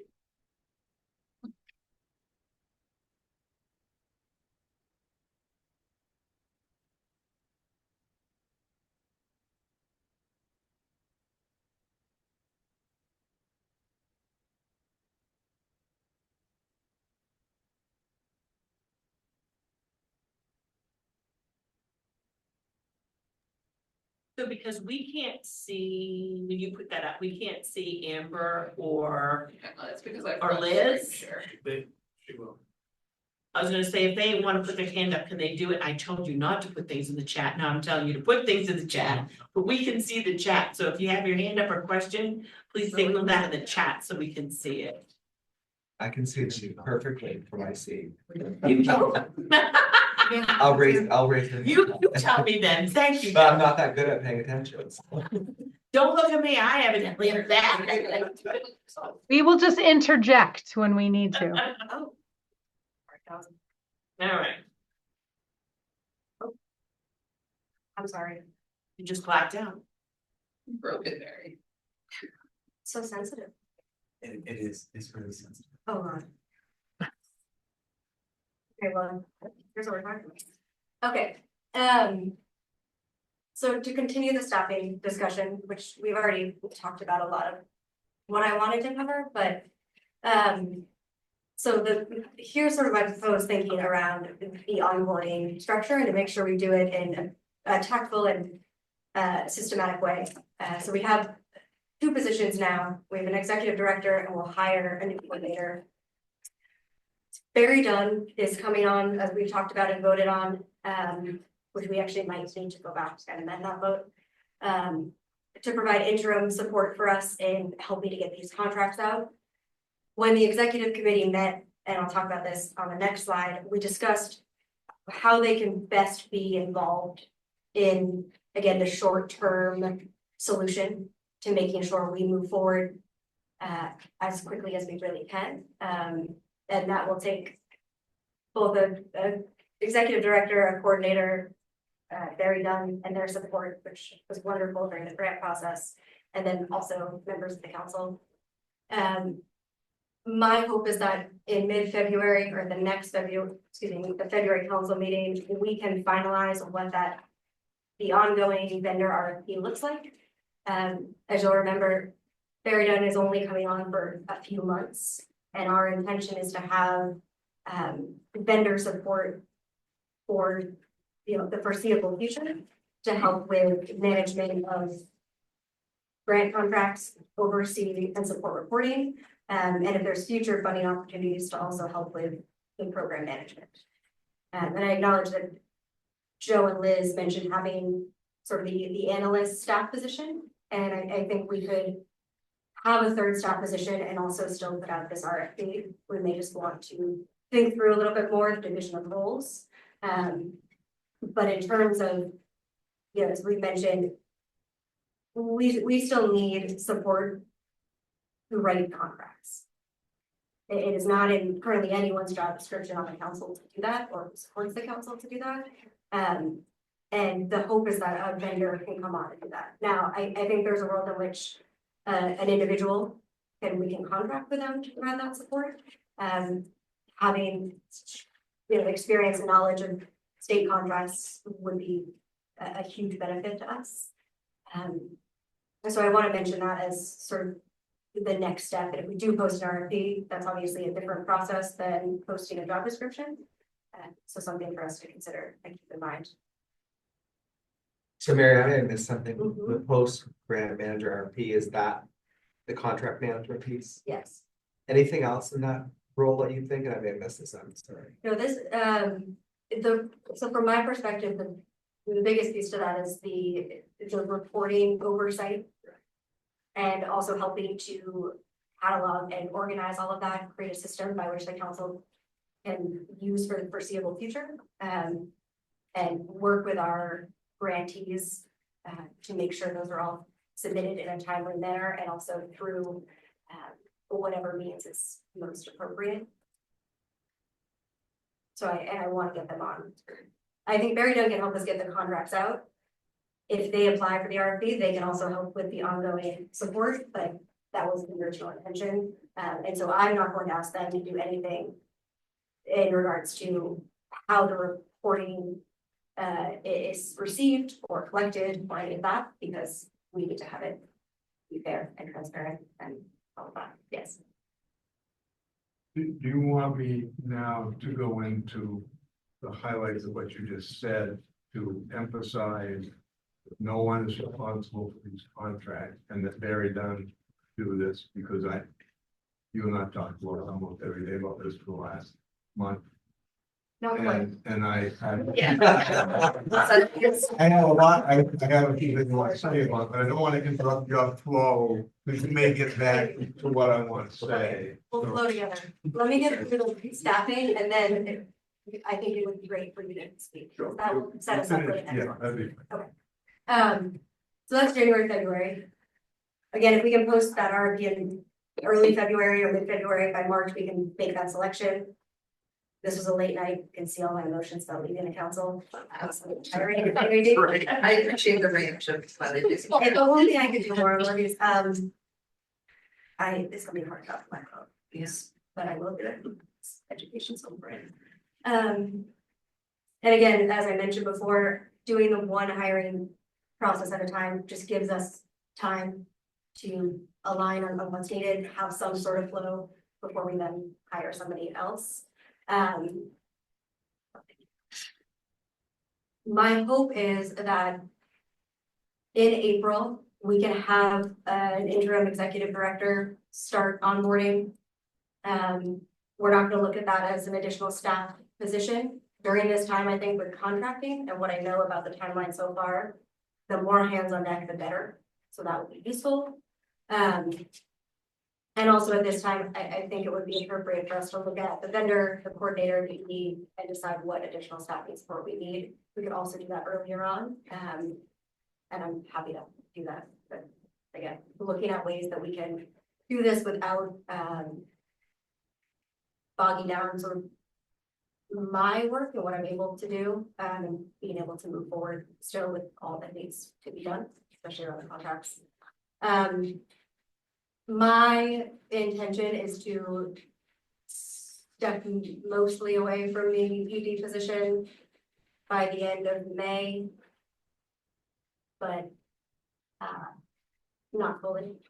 That's still a little bit to be determined. I think we'll see how things go with the onboarding process. And again, I think I'll just have to work with that, and I won't be gone. So providing additional support, this is what I see as sort of the timeline, at least for the next 5 or 6 months. Okay. Any questions on staffing needs right now before we wrap up this discussion? Other than my. Yes. I think we'll just, I don't think we need to discuss more now, but I think we would. If we want to hire an executive director so that there's overlap, we'll just need to think about. I don't think you could serve in the executive director role potentially if we hire a new one, because that would be a weird transition for a new executive director role, but we can talk through all those logistics in the coming months. Okay. Mary, I'm just a little bit confused as to the post-grant management RFP. Can you explain that just a little bit more for me? Yeah, so this, I think we first started talking about this in October of last year, and there was an RFP that I shared with the council. And I apologize, I should have included it in the materials for today. But the grant management is a little bit misleading. It's really about the reporting oversight. Initially, this included support with the contract development, but again, our needs are pretty immediate right now. And so this vendor would come on to make sure our reporting is all in place. And if there's future funding opportunities like the grant, which we're giving out $14 million, then they would also help with that process to some extent. What do you mean by reporting? So when we give out the money, we set a cadence by which the grantees have to send us a performance and a financial report to say how the money's been spent so far. And we currently have one contract, so I've been able to look at that and it's been okay. And we'll also decide, we need to talk more about that process ongoing, but when we get the December contracts out, the December 2023 contracts and the grants, it's going to be a lot of reporting that needs to be collected at one time and reviewed. And having support in that process will be critical to the council's understanding of how the money is being spent and also to make sure it's being spent in the way it was intended. And we want to get that reporting done, coordinated before we start writing the contracts, is that correct? Yes, be in the contract. The reporting structure and the questions we ask and all of that need to be in the contract, which Barry Dunn can help us develop, but we don't need to have the vendor in place at that point. They will use the reporting structure we've developed and have sent out. They'll help with the management and oversight on an ongoing basis. And will the reporting be different for each contract? That's something, yes, to an extent, and that is also something that we need to decide as a council over the next couple months. Okay. Yeah, and right now we've been using an adapted version of the state's reporting based on the type of project it is. And that may be a good starting point for us, but as we look at each contract individually, when we talk about the deliverables, looking at that reporting will also be part of sort of those individual sections. So it's one of the things that we've talked about is that contract language, the legal things that need to be in there are, I don't want to use the word easy, but are there. The hardest part of the contract is about performance indicators and what's reasonable. And so in talking, one of the things we talked about was using the expertise around the table. Chastity was a huge help with the SSP contracts. It's what she does, she knows it, she was able to work with Mary and Brendan about what was reasonable to put in that contract for the SSP, those kinds of things. And so we have expertise around the table that certainly can be part of some of those contracts. Again, some of them will be like some won't. I mean, the SSPs were all, I think they were all pretty similar. And some of the ones we have between 43 and 45 contracts that will have to be done. And so we'll use we'll you have a contracted person to help us out with that. But we're also going to use some of the expertise around the table, particularly in regards to performance indicators. Just to address something you asked about, just briefly, the sort of open issue about reporting is not holding up contracts. We've written in language to create flexibility for the council to develop it over time, knowing that we're trying to get the money into people's hands, and this is an issue that needs to be figured out. Okay. Okay. I had two questions. On the reporting issue, I guess my first, like within the reporting bucket of the questions, wondering really where the balance of the analysis is meant to be. Is it, you talked a lot about like if they're spending the money the way we intended, and somebody who looks at the financial side usually has very different skills than somebody who looks at the programmatic side. And so a little more clarity around that. And if it is leaning more towards the programmatic side, that's where I wonder, is it more efficient financially for us just to hire an analyst now who can advise on the reporting and carry through to, now that the reports are in, what does that tell us? Than to just hire a firm to do one chunk of that. Yeah. We haven't gotten that far in discussion, and I appreciate you bringing that up in terms of that balance, which will be important, right? And also looking at the way we need to individualize the reporting and also need to have it, we need to streamline it in some way. We also need to post all of this to a dashboard at the end of the day. So, I mean, if we want to start looking at an analyst position once the coordinator has been hired, I would be happy to do that. And maybe, if I close out my questions, thanks for answering that. Can you speak a little bit more to the vision around how the interim? The way, without additional context, I'm understanding it is you would hold your role, bring on an interim and train the interim for a few months, and then the interim will then train the next person. It's a long-term one. Oh, no, that was the incorrect use of interim. The new director. The new. It would be- So it's new, it's just one Yes, transition. yes. Okay, great, thanks. Yep, it'll be one person. That was my way of distinguishing. And Mary, the coordinator is meant to overlap all of that. Yes, and the analyst position, if that's the third staffing. This is really just to say when. I think we need 2 months at the very least for me to train someone to take over, some over, yes, yeah, and that was my way of training. Yes. Thank you, Mary, for that excellent report. This is gonna take probably 10 or 15 minutes. I apologize for that, but, and a lot of this is for the benefit of the 5 new people on the commission. And what I'm about to share with you is not intended to be a criticism of any individual, but I want to emphasize 2 things that Mary said that deserve repeating. Number 1, there's no one responsible for drafting our contracts. Number 2, that we currently have 1 contract. Now, I'm pleased to say that that's not true, because on Monday, 6 contracts, actually, the money was deposited with 6 surrenders. Okay, you have no idea how much effort and work went into that. So now it does sound that I said, well, we've actually completed 6 contracts and the money has gone. But that leaves us with still around 10, maybe, prior contracts to the 43 projects that the prior council so generously approved in November. Those contracts, those grantees, which include some of you, are expecting to hear from us and are excited, and we're excited to be notified that their project was approved.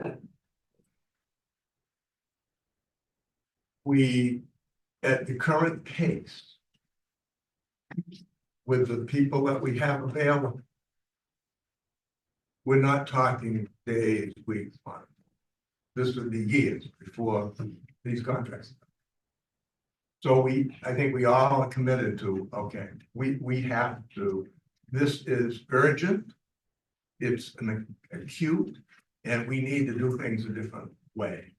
Now, we've said earlier in the meeting, we're not going to today become an independent agency, hire a lot of people and send out our own checks. We don't have that ability.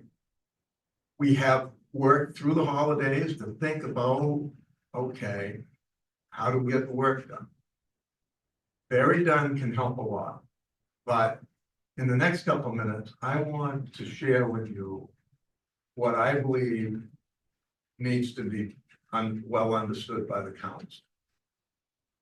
That it's because we've had a lot of fun today talking about, okay, how we do our work, but we haven't talked about how we get these contracts. We haven't talked about that at all. And that, in my opinion, right now is the most important thing. Mary doesn't draft contracts. It's not the responsibility of the Attorney General's office to draft the contracts. If we had we known a year ago what we know today, we wouldn't be in exactly the situation we have today. That's nobody's fault. We're doing the best we can. But here's why I don't want you to think that Barry Dunn can magically start negotiating a contract, because you need a content expert. I have worked with Tessa's House, for instance, and Miles for months. I understand the context of those 2 projects within all our opioid work in the state. I understand the state templates and the state contracts. You can't just take I don't care how talented they are at Barry Dunn. They'll have their own contract and their own template.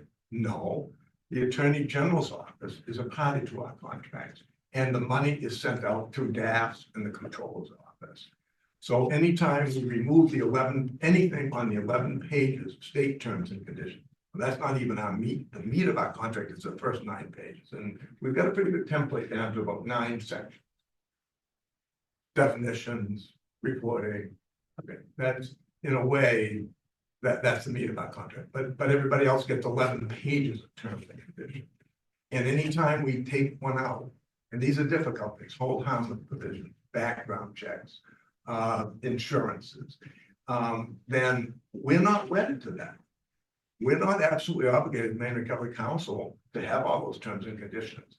But when it goes to the Attorney General's office for the signature of the Attorney General, and then to DAS, and then back to the Attorney General, and then to the Comptroller's office, where a check is issued, Ben will correct me if I overcomplicated. I think I've undercomplicated. Then we can be asked a question of, well, why aren't we doing the background, why aren't we assisting in the background checks for the subcontractors in this particular contract? So it really is labor intensive at every state. If you take an application. Now, the state has a certain advantage because when they do an RFP, it's pretty narrow. We're looking for this, and here's the deliverables we're looking for.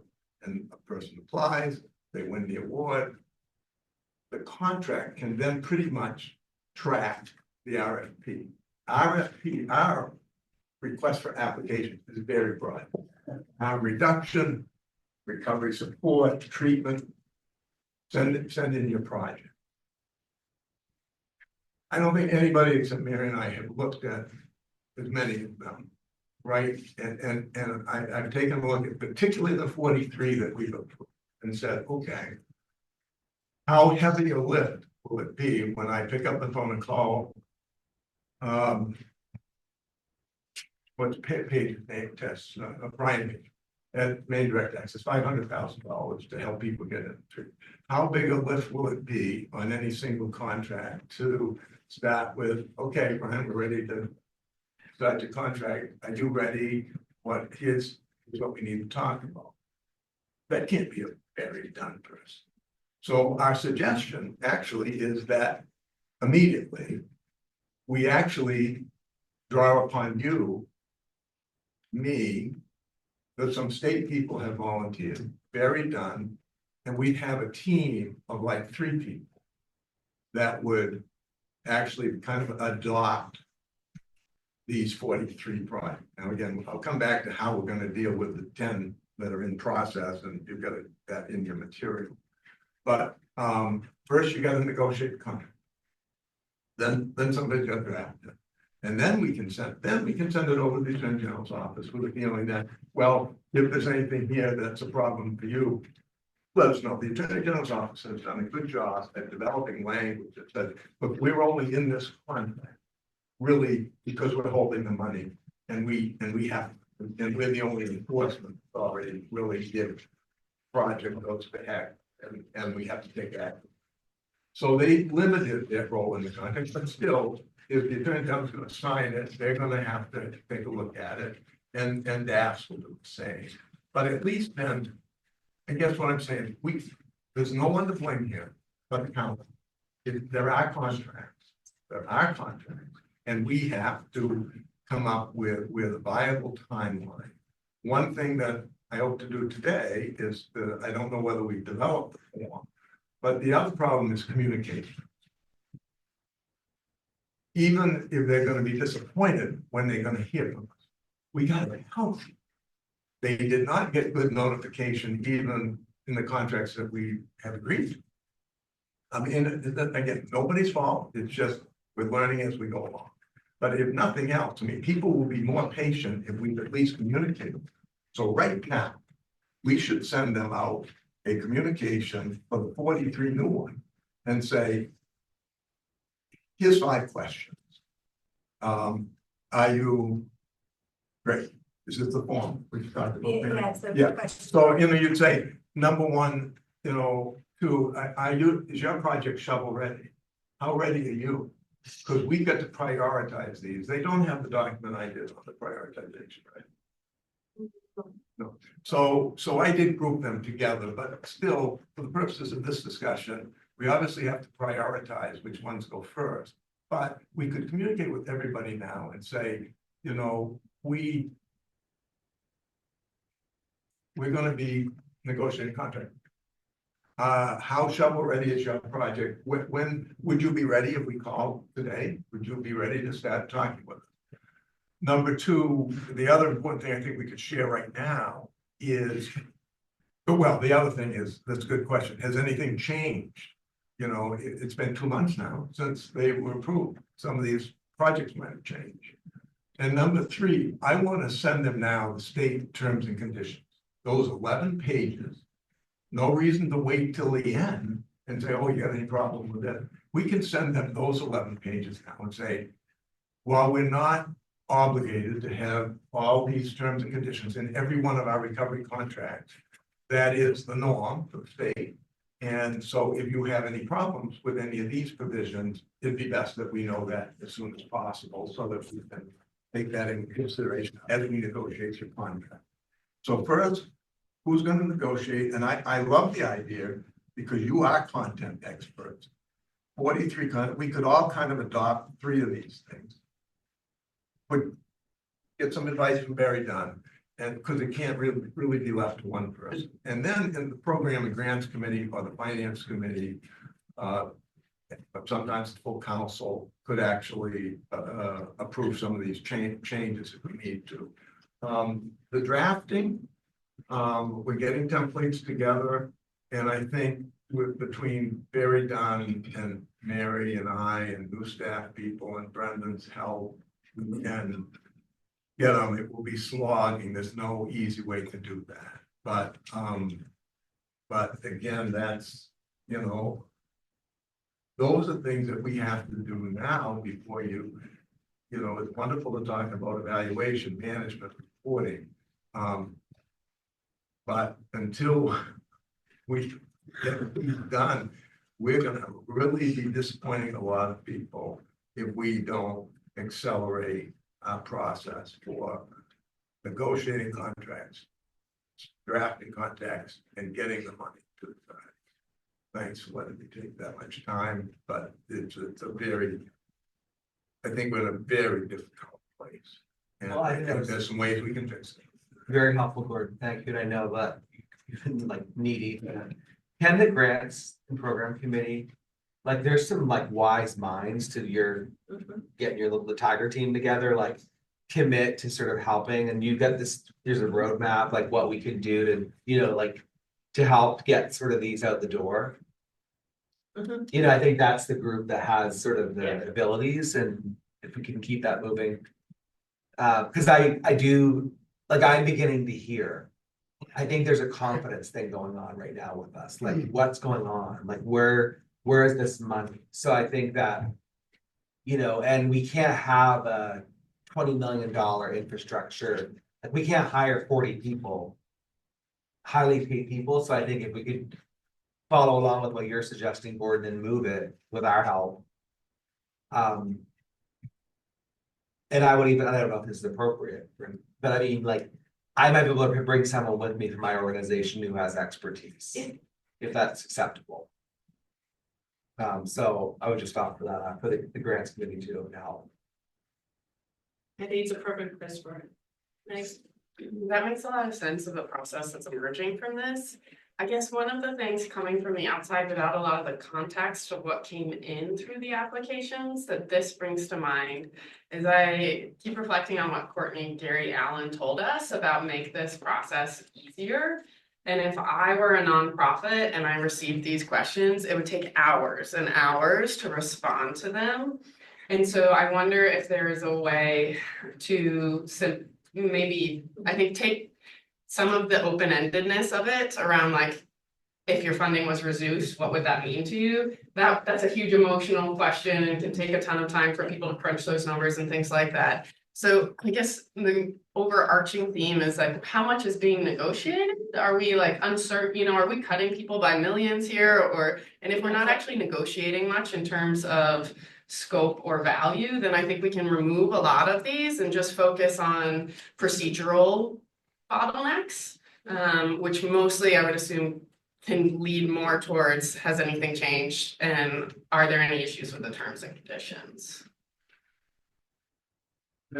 Each one is different. There are some projects that we actually reduced the amount. We haven't talked to the organization since. there was an option when we scored to say, I approve the project, recommend approval, but at a reduced amount. So that's. Just tell them that? They That- did get that notified. third- Okay. They know that. They know know that, but they don't, but we haven't had a discussion on what's that going to mean to your Okay. project. So not all of them would have to be, only a handful of them would have to answer that question.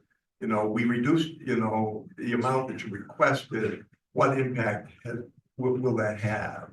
So I do think that we can make this, we really want to make it simple because Yeah. frankly, the application was really difficult for people. But I think most of all, they'll appreciate hearing from us and being an opportunity, having an opportunity to know what their contracting process is going to look like. Because this goes all the way from people that already have state contracts like Milestone, that understand what a difficult lift this is, to little nonprofits actually that never had state contract.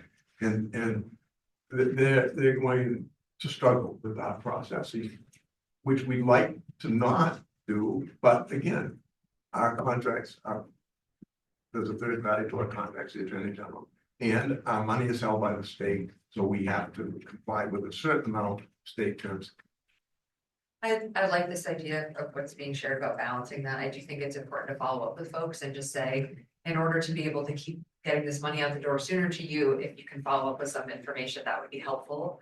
And I think aligned with what you shared about some of the terms and conditions, that makes sense to me. Let's get that out of the way. What are the other essential questions? If we know who we reduce funding to, let's just ask that question to them instead of everyone else. Because if that was posed to me and I had been awarded, I would go, wait, has my funding been reduced? Right? If I would. So I think I like the idea of this as a communication and an opportunity to get folks thinking about readiness for the money to come. But let's be sure that it's not burdensome at the same time. Trustee Simon. That entire part for project funding. Don't we theoretically know all of that from applications? We do know a lot of it, and that's the other piece that we can, I think a lot of the deliverables we can give ourselves a head start on by reviewing all of the applications again. Part of that was an easy way of presenting this as checking boxes or something like that, and these are just my initial thoughts because we talked about this on Monday for the first time. Yeah. Of ways that we can kind of look at what type of project it is and what type of funding we'll be sending to them to support what they're doing. The question around the requested funding for year 1 and year 2 does feel important because not every applicant outlined year 1 versus year 2 in a transparent way in the budget. And there's also a couple projects that are startup and would require sort of upfront capital costs, and then once they have that and they're able to get licensing and building permits and all that, they get a second payment installment. And so perhaps this is a situation much like with the decreased funding question, where we just reach out to those who we know have startup projects and we don't include it in a quick survey to the grantees. Either one works for me, and the purpose of presenting this is to have that discussion. So if anyone has a recommendation, I'm happy to. When you look at it, that part of the difficulty arranges is that out of these 43 contract awardees, it ranges from $1 million to $20,000. So there's a wide range in the size of the organization as well as the amounts. And so you have to look, and we know that one of the things that the council was very clear on, we don't want to discourage small organizations. Large organizations can handle things a whole lot differently than small startup organizations. They're just asking for 20,000. So again, who do we need to help more, to handhold more and be more supportive of them, and who is out there that basically is very used to this kind of conversation in regards to grants and how that would go. I mean, ideally, it would be lovely to sit in person with all of this, but the reality is it's 45 contracts. Be able to sit and have a one-on-one conversation with 45. organizations is gonna slow that process up. So we're trying to figure out a way to do it. This one, we talked about using this form, and again, Mary just developed it, so she's looking for feedback in regards to this form. Basically, this form really was to reach out to people and say, you've got the award, we hear you, we're there for you. You know, has anything changed since, you know, the 4 or 5 months that have gone by? And, you know, maybe we should put something in there, I can't see because my eyes are bad. You know, what can we do to support you? Is there something you need from us? And again, some of that is steering people in a direction they have no idea, because, yeah, you have an organization that asks for 20,000. Organization that asks for $1 million isn't gonna need as much support. So that's sort of the thing, but she's looking for feedback on this. That was the whole idea with it. I have a question for Gordon. I'm a little unclear of what you mean by each of us take 3.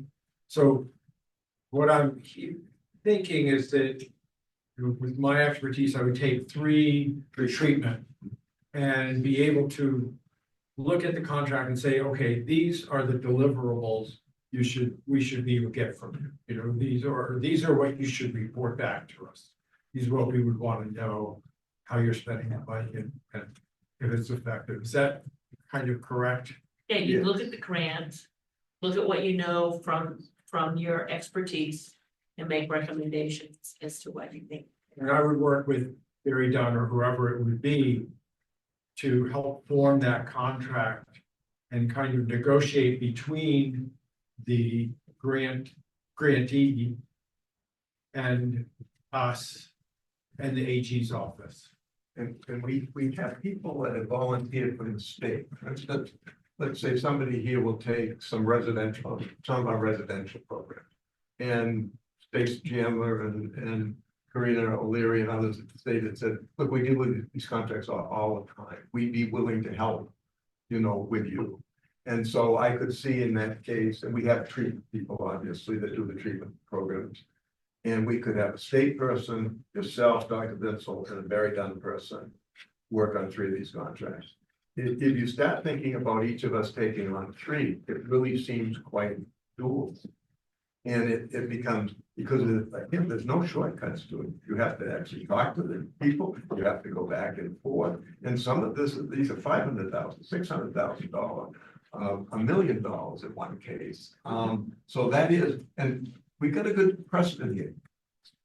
We couldn't have done the SSP contract without Chastity. Without her. Without Chastity providing the context of what these organizations do and how they were going to be reacting to the provisions in that contract. So I think, again, we all have a little time. It's really important to us.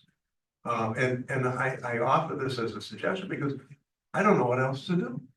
I don't know who else to go to.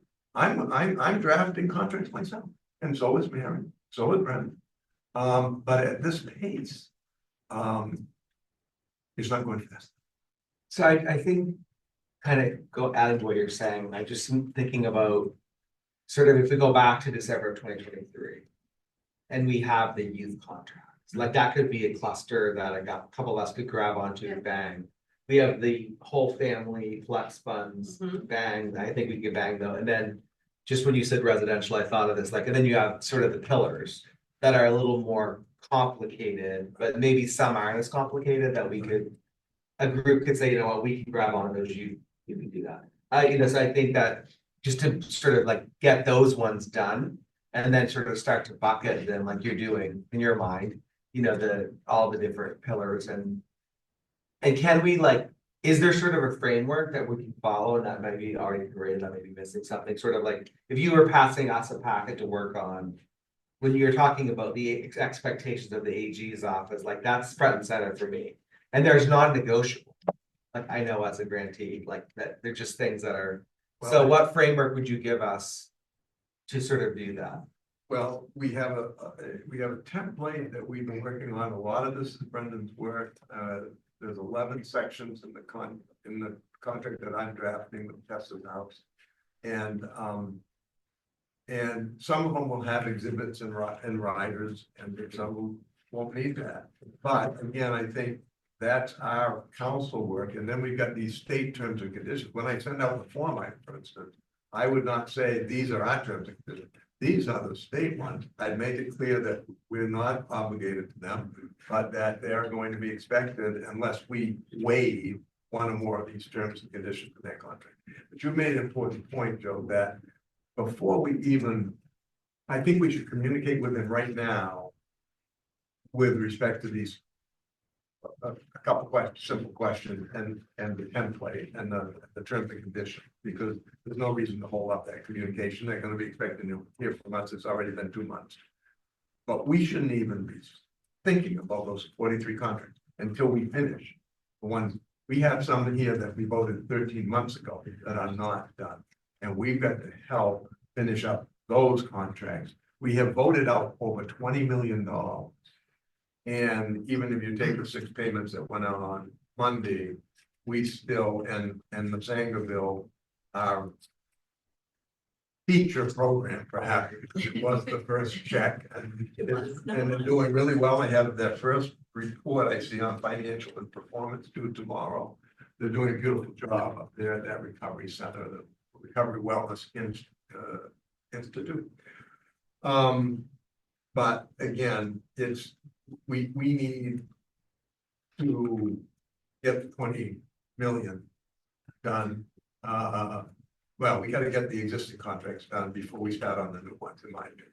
And can I, it's all injury, but can I just ask about Milestone and Testis, please? Are those checks close? Because we know that urgency. I think the contracts are fairly close. Brendan's had a role, Mary's had a role, I had a role. We're in. I think if you actually went to those 2 organizations, said, how's this going? They'd say people working very hard at it. They know the money's coming.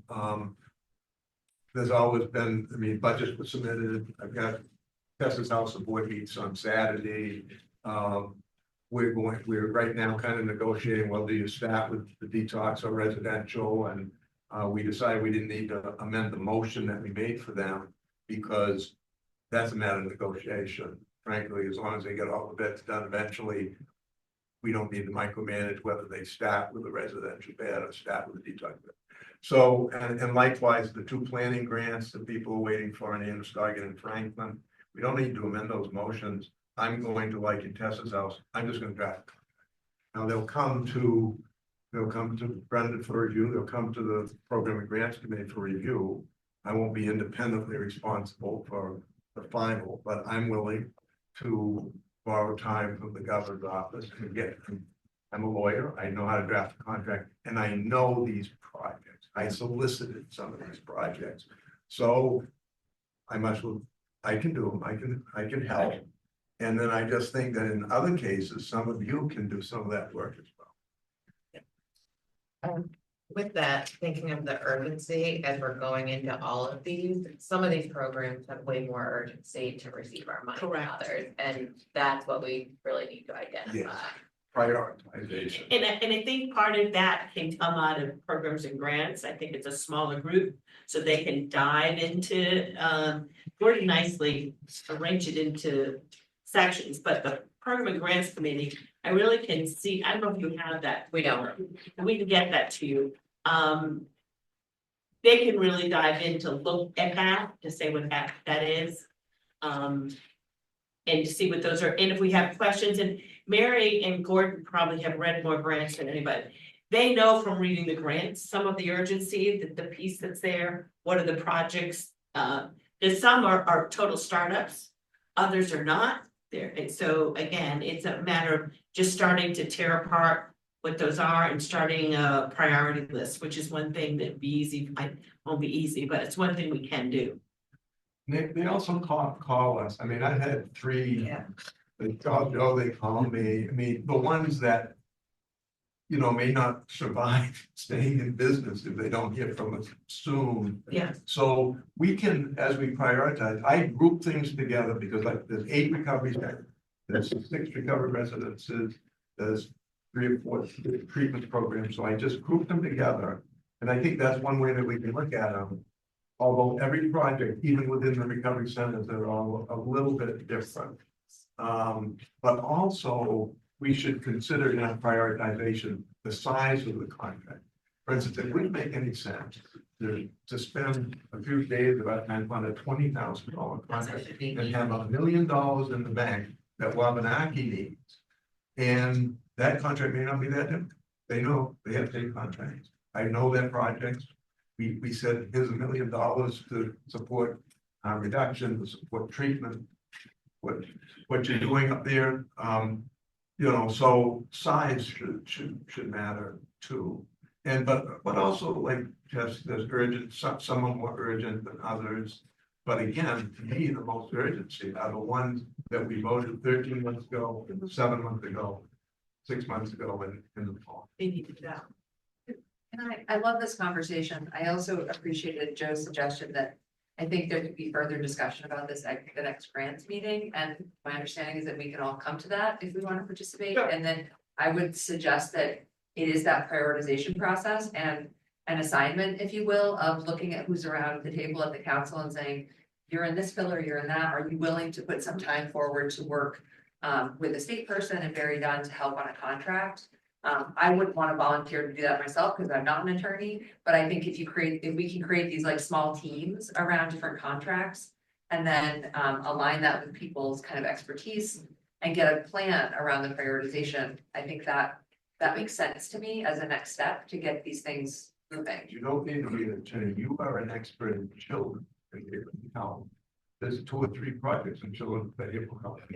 I could see myself spending time with Mary and Joe and one of us communicating with saying, here's 3 applications, Melissa, because you didn't work out for it. Yeah. Take a look at these. We think you could really be the content expert when we sit down, when we make the first call of the day, want to talk about their treatment now. Over. Can I just quickly jump in and say, Barry Dunn can't be part of 43 discussions. But what they can do is if we lead as the subject matter experts, what to your point, Melissa, we can then say, hey, here's all the bullet points for what these deliverables look like. And you put it into. Yeah, they can do their magic at that point, yeah. And so I just don't, that they're also a small team and they're also contract driven, it's not for that much, so. I just want to keep us on the skill. And I also want to throw in, I just love to throw in, we also have a prevention grant. Somewhere in here that we have to get moving forward, to not to complicate things. Maggie? I think that makes a lot of sense to move the grants committee, even though that might take a few extra days, but then to let that champion the process forward. I still want to go back to the questions. I think if we can defer to keeping it at the terms and conditions, I think especially not asking them, what will you do with a budget cut? Leaving it open-ended like that. I think if we're gonna go to them and say we're cutting their budget, it's much more helpful to them to know what that figure is, rather than to have to negotiate for it. And I recognize that we don't know maybe what that figure should be, but we need to get to a place where we're ballparking it, because otherwise they can't accurately answer that. It may be the case that they can't do the project at all. And so we need to say, here's our line, and then they can respond to that question appropriately, but otherwise they'd be putting in a lot of effort with still a ton of gray area, no matter what they gave us as a response. And so I think my suggestion would be to let the grants committee make those assignments of who's gonna break it up. Ideally, if it's just 3, then those meetings actually could happen verbally, saving everybody time as opposed to written responses while we move forward some of the easier black and white elements of the terms and conditions and maybe other components that were listed on that. I mean, and the hard question is, if we decrease the amount requested. I mean, it really is our responsibility to say, you said you needed, I'm just throwing numbers out. You said you needed 500, we gave you 250. How are you gonna do that project with 250 less? Does anyone remember, I know we don't, but how many we approved with a reduced amount? I can check. It was a handful. Yeah, And so those are the only people that we Yeah. need to Yeah. assess anything about a reduction. And they already. But they already know. They know. They already know it, but we need to We know know. that now that we've decreased it, can you do what you promised to do? How are you gonna make up this difference? Otherwise, we're making an assumption that they still can take that money and do what they said they were gonna do with it at a reduced. Correct. Right. I mean, I have to say, like, as a provider with a lot of contracts, that's the game we're in, that's the Yeah. world we live in. Correct, So all the like, for time. me, like, the requirements of the state of Maine are the requirements. We work with them, like, we work all the time to sort of negotiate those. We also, win an RFP and the dollar amount, we have to negotiate with the department around the dollar amount. Correct. That's life, and we can back out, we can say, you know what, DHHS, we can't do it, we hardly ever do that, we reach middle Yeah. ground. So I think like we gotta sort of keep sort of this structure in place that we're living within, and here's the contract format. Here's the. You know, here's the dollar amount, and like, and then I think we can negotiate that. And then I think there are some where we overlay it, like those, like the whole family ones. I think the grants committee, maybe Mary, you guys, we may even have that language. But we could chew on that at the first grants meeting and say, the youth contracts and the grant, are we good to go with that kind of scope of work? Because we didn't solicit an RFP for that. We actually decided gave it that, to so them. that feels a little low hanging fruit to sort of get those done. And the other ones, I think we do need to stick to the structure that we're living within. In what was in their grant. Right. You know, Yes. you don't wanna be, ask them for performance indicators that weren't in what they were, the programs they were delivering. So you have to look at the specific grant as well as the arena, which is And that. Gordon, your offer of some staff from the department, like they do this all day long and twice on Friday. So I think they can show up and be very like helpful and sort of that just gets, this is how they negotiate that. We don't need to reinvent the wheel. Yeah, we don't need to reinvent the wheel. Let's use what we have. And let me just provide just 2 seconds of sort of architecture of what kind of what we're talking about. Gordon sort of is laid out for you. You know, there's a lot of talk of how many pages and how many provisions are in the contract. It really divides into 2 sections: the deliverables and the boilerplate. And the work that I have proposed that the council really and subject matter experts really need to weigh in on and do the work of is the deliverables. That's the part that I don't have any experience in, and it takes me a long time to work through, you know, what needs to be in a given contract for deliverables for a particular subject. And, you know, for Chastity experiences with me, where I started with, you know, existing state contract as, you know, SSPs. Well, let's use that. And it was in discussions with the providers that Chastity helped with that became clear that wasn't what was needed. So there was a lot of changes made.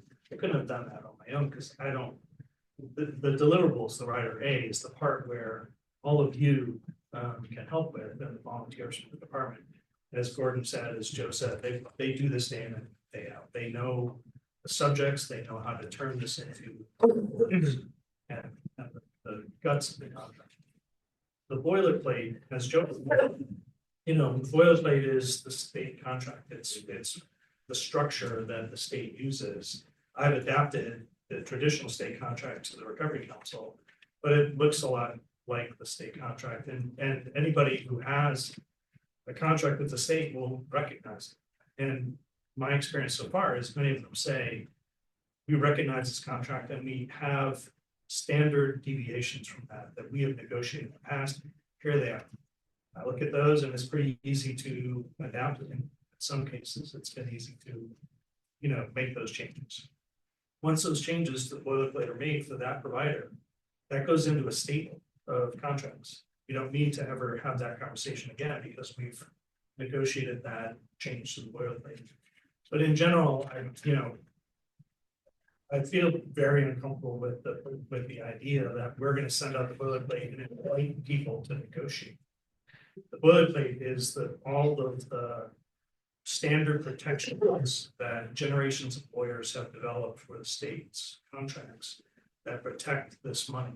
And I know, you know, the Attorney General cares a lot about making sure this money is protected, that it's used for what it's meant for, that, you know, there's transparency and accountability with these funds. So I think while there is room for negotiating the boilerplate, depending on circumstances, you know, for public health, you know, Maine Health, Maine General, you've seen the results of those negotiations. I don't encourage a wholesale invitation to all of the grantees, to really any grantees, to negotiate those terms.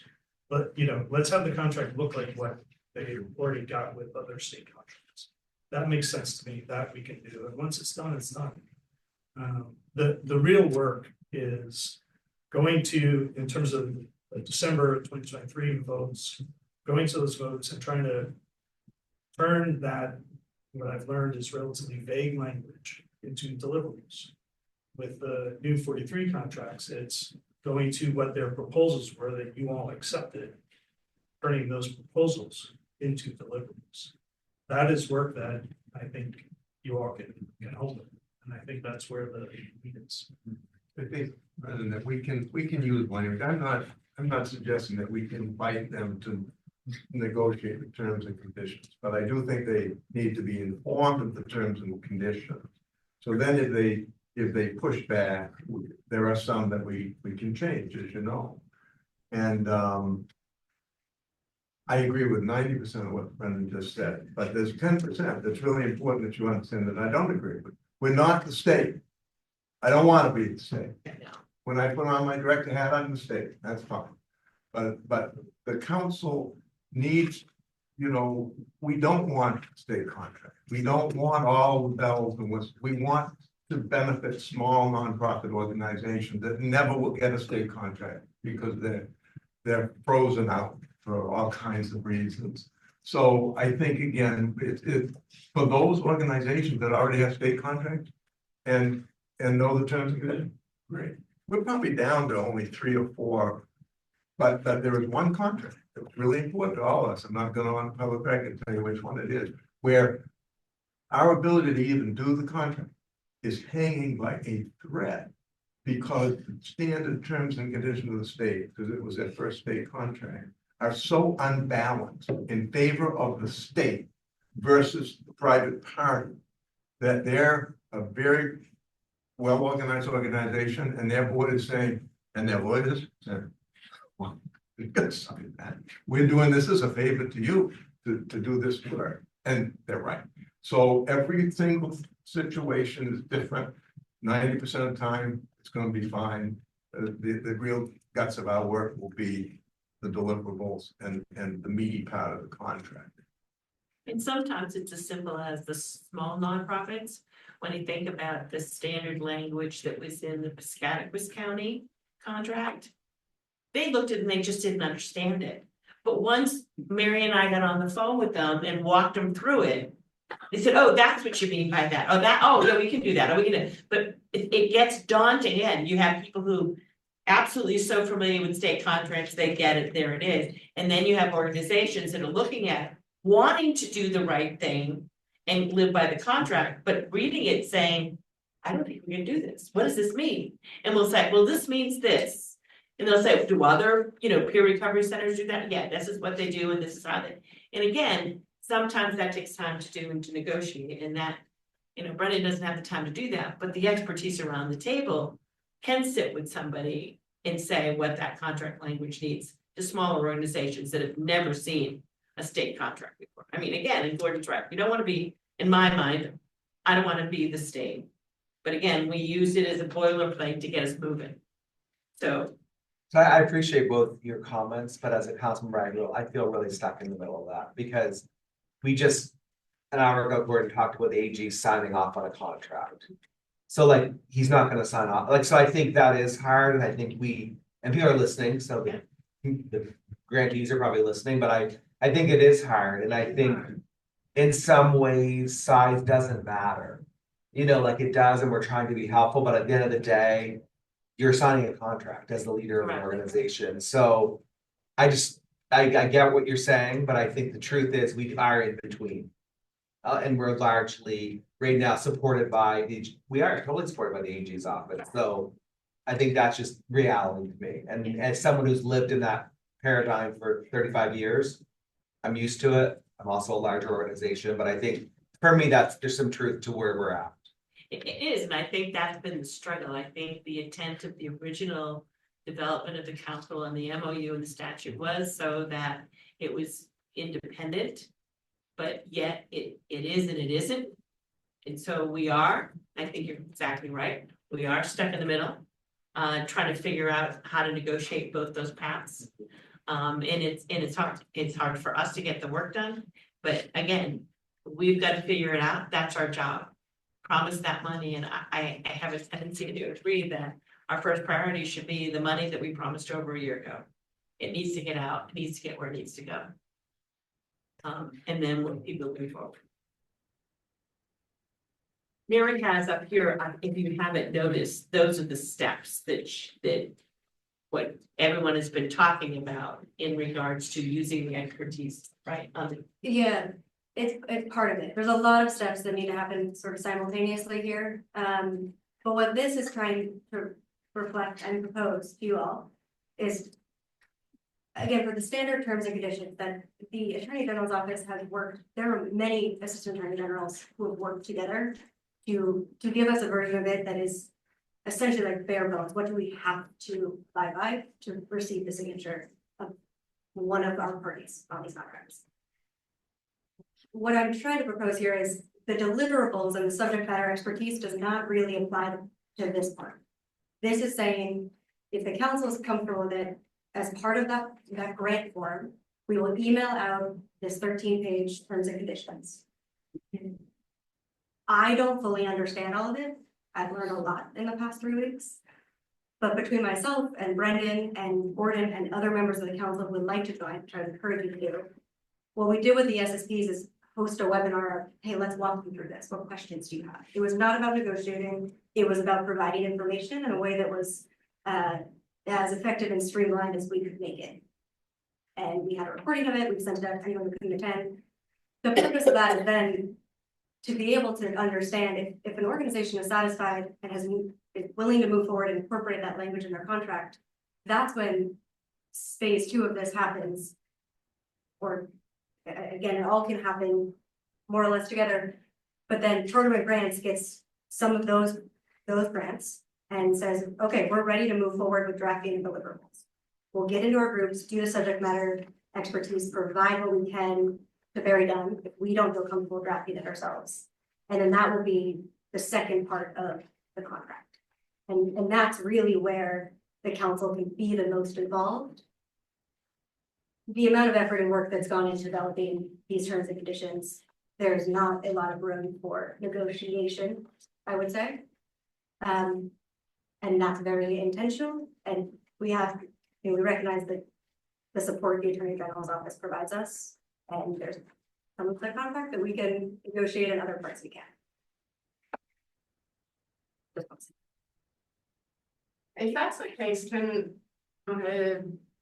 are we making a mountain out of a situation that's really particular to one grantee that probably the other grantees aren't really as subject to? Like if by and large, everybody needs to follow these, unless there's an extraordinary circumstance, can we just flip that framework and say, here's the webinar, here's the link to it, feel free to watch it, just a heads up, and immediately start on part 2, which is because 99% of them are gonna go forward with the situation. So we don't lose a lot of time in this space of contract land that's would only be needed in an extraordinary circumstance. It's more straightforward. These are the terms, moving on.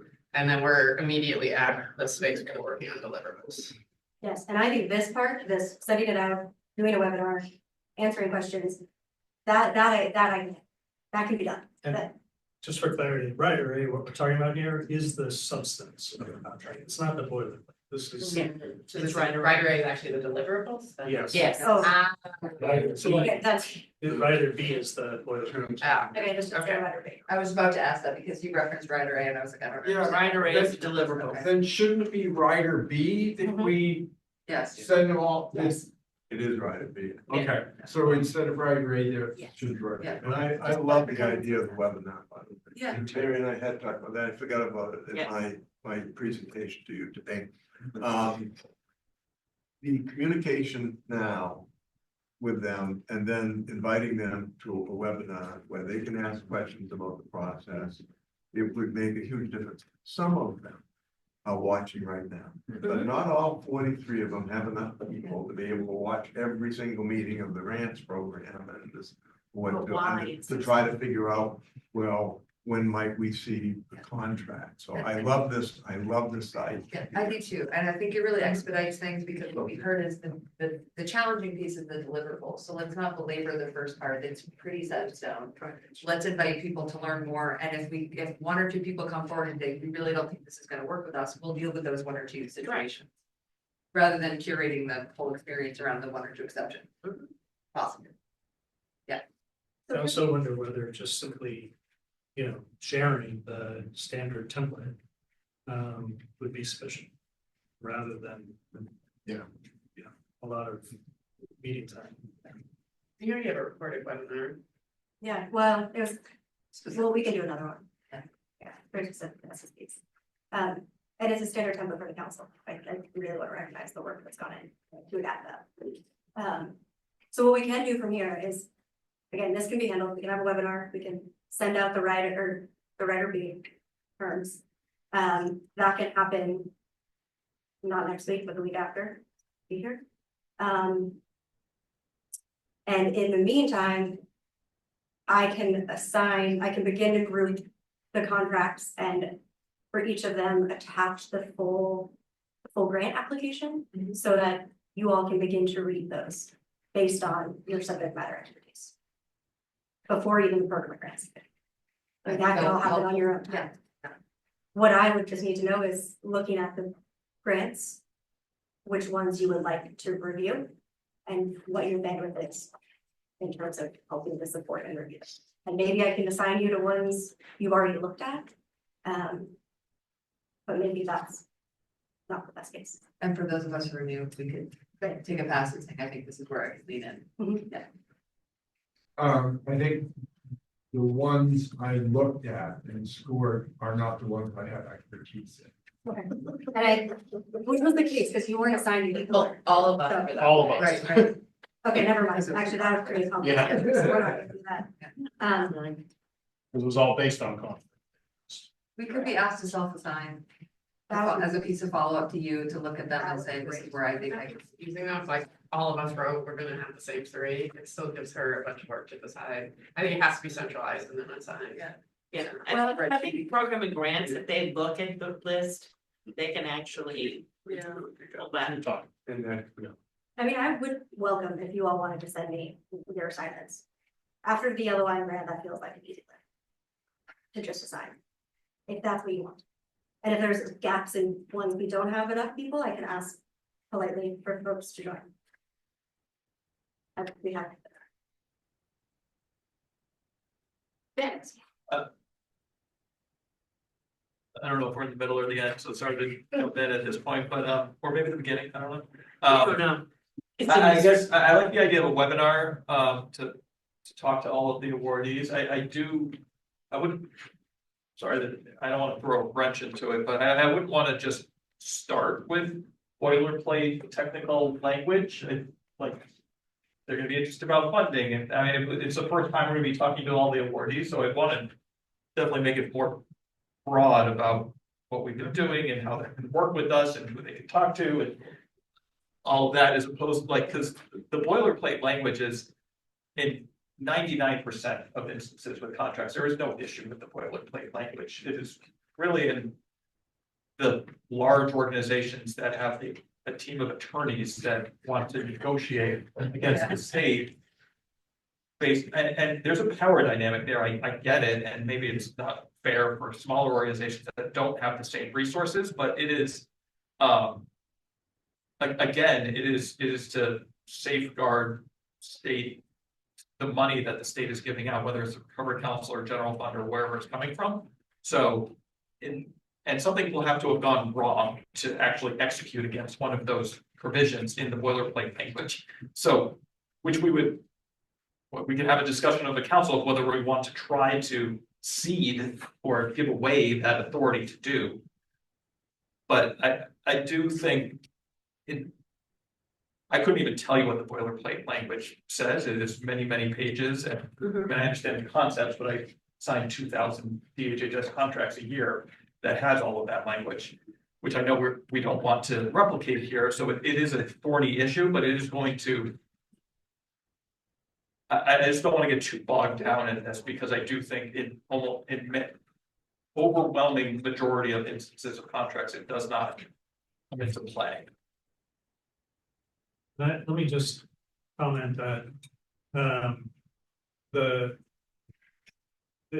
fact that there are multiple, like however many dozens or hundreds of, provisions in the boilerplate doesn't really, like, that, there's nothing in my mind that causes anything to be slowed down in this process. That's not where things get slowed down. That's not, like, things get slowed down and when there's a long protracted RFP process or a long protracted negotiation over the deliverables or whatever else. The book, like, we could remove half the boilerplate provisions and it wouldn't speed up the process. That's not where the friction is here.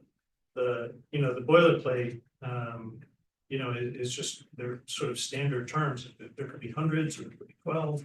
It sort of doesn't matter the volume of them. It's really what's in them. And at least from my office's point of view, we think it's important to make sure that protections are in place before the money leaves the barn. Because as Ben is talking about, it's going to be my job to get the money back in the barn if something's gone wrong on the other end. And that's going to be a huge amount of resources, much, much worse, slow things down quite a bit. And these boilerplate provisions are built on the sweat and work of people who have been down that road. And I strongly, it's my view that the council doesn't want to wait. It's time going down that road. To the extent somebody wants to come forward and say, we won't sign this contract unless this provision is changed, I can have a conversation with them. Talk to them about it. But I agree with Ben. I don't think I think the work is, and I think people are going to want to hear about how we gave you a proposal. How are we going to turn that into something that we can execute on? So I want to clarify, I like Ben's suggestion. I know that's a little more work, but the opportunity to host a webinar that I think gets at the communication piece, we want to reach back out to you. This is where we're at. Rider B is a part of that conversation, but it's more about what the next steps look like. And if we could at least tee some of that up for them, some of what's here on this right-hand side of the column, this is what the next steps look like. We're identifying leads on the council, some state folks, support from Barry Dunn to work with you in the contracting process around the deliverables. Like, I think that's an invitation that gets to the communication that has an opportunity for them to ask questions and then to be able to see what next steps look like. I think that satisfies a lot of what folks are saying needs to happen.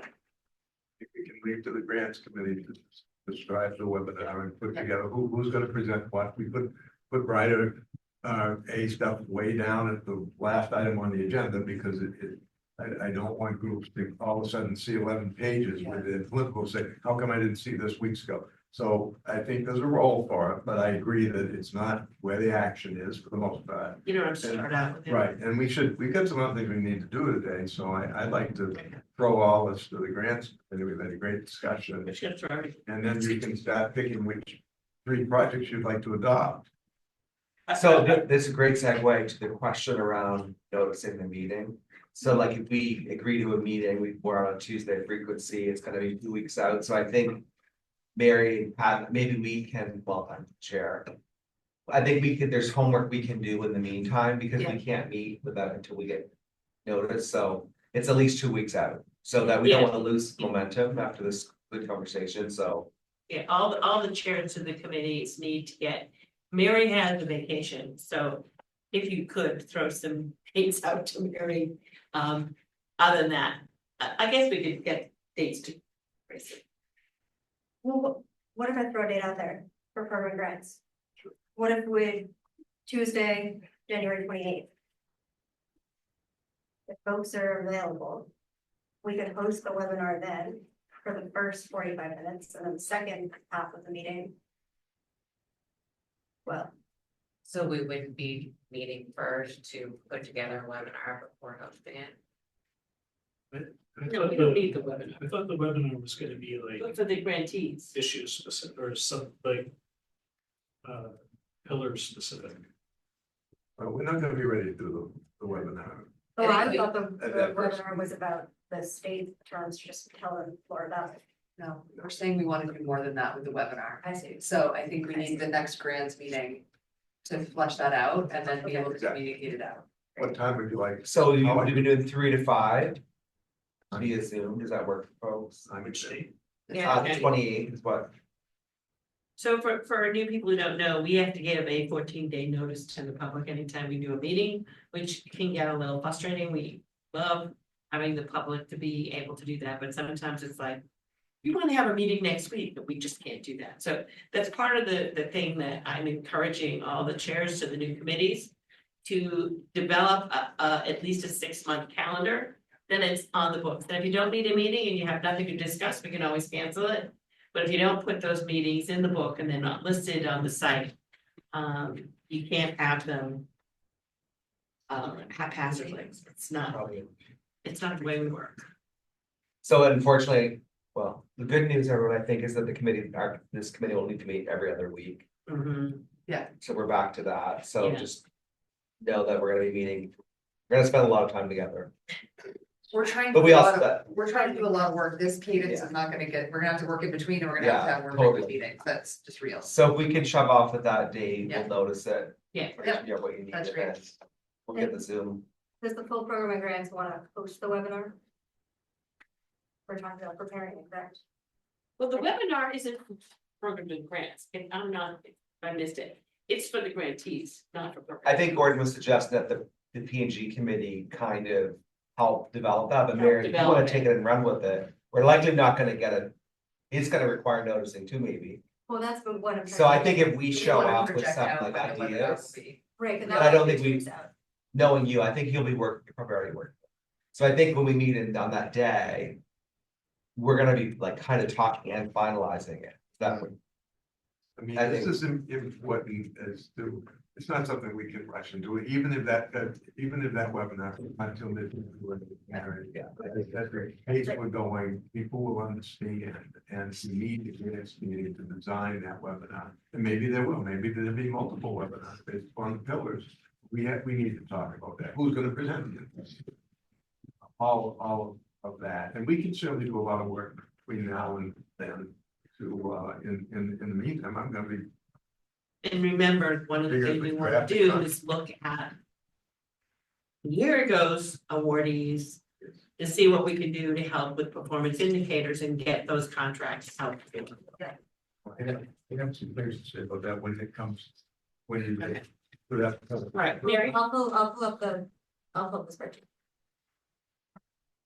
So we can see where things stand. And there's a couple that I think I know are top of mind that are close to the finish line, so, but help from one or two. Okay. Do you have a copy of that in your packet? If you do a little writing. So the focus really is around prevention and treatment. Liz has already provided support with the flexible family funding. And Melissa is also on board with that. And I think between the three of us, if we have 3 council members, so we have to balance that. But I think if Melissa, you're on board to help. I think we're in a good place with that. We've been having multiple Yes. conversations. I think we're pretty close to. Okay. Yeah, I feel like we're in a good place with this. Peter Alphone Foundation. Gordon has been providing support as Brendan. A draft was shared with the organization. And there are questions that Peter Alphone has, I believe their team is discussing. Gordon or Brendan. Well, Brendan and I talked about, he's gonna get back on it tomorrow, and I suggested he and Adam talk about what the outstanding issues are. We haven't been together for a long month on that yet, but yeah, I mean, we're working on it. In progress. Wonderful. Maine Youth Action Network's contract I've been working on. It's at the 90-yard line, and if there's 1 or 2 council members who could lay eyes on that and provide support, over the next week, I can get that out to you with my questions and what needs to happen next. But that needs to go to them as soon as possible for them to review. Mary, I'd be happy to help with that one too. That would be so helpful. All right, I'll move down to treatment milestones. Gordon and I have been working on that over the past 3 weeks. I met with licensing on Monday and Tuesday for quite some time. And I have a couple tweaks that need to be made, and then it's essentially ready to send a milestone for discussion. I do want to flag, I think we need to amend the motion for milestone, or else that could pose an issue. Their motion did not include the residential fence. Is it milestone or census? No, it was Miles. Milestone, or just Surprising. includes it, milestones does not. Right, yes. I'll go through it, but we'll come right back to that. As Gordon mentioned, he's been providing support on the Tessa's House contract. And the two planning grants, we have information from them. They've sent us budgets, they've sent us an overview of what they need and started helping us create those deliverables in a sense, but the contracts themselves have not been started. So those are the two I would flag. And those last three, I'm just drafting the contract. I mean, we've already voted the money, but that ultimately the contract will go to Brendan in the Attorney General's office.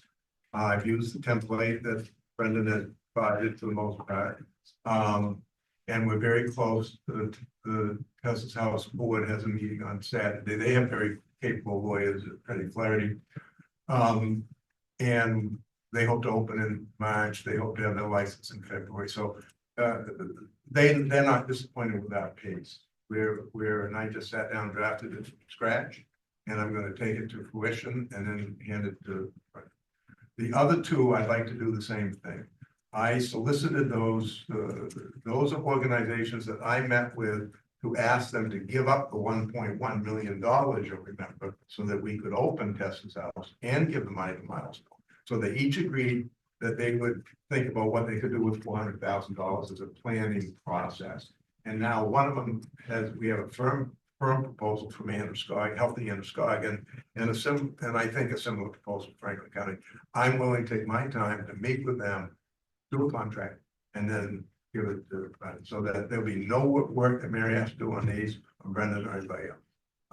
These will be the three that I'll adopt of the existing ones. I'm just sharing that with you. You can great, that's great, doesn't matter. I'm doing it. And and ultimately it will be the decision of others whether they're happy with the work or not. But that's the best way to move those three forward. And let me just, this is actually a good document to highlight, especially really everybody, especially the new folks. The third column, purpose, is really what that's, I think, very close to, or mostly what the language of the motions were that, created this funding. That, in every case, it's one sentence and it's often not a complete sentence.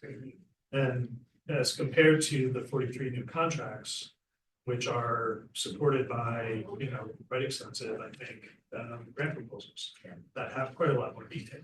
So the new contracts, the 43 new ones, there is a roadmap to start with that I think will be robust and it'll help you. Here, we have learned that, oftentimes this is a little thin for developing these contracts. So that's part of the work. And I appreciate Gordon's help and everybody else's.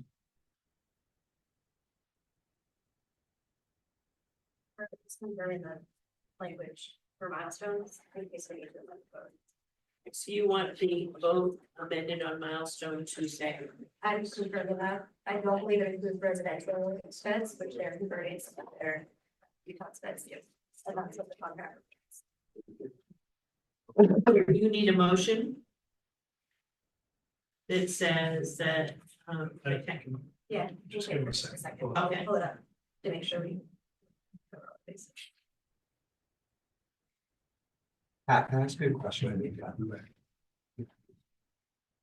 Okay. I know, right?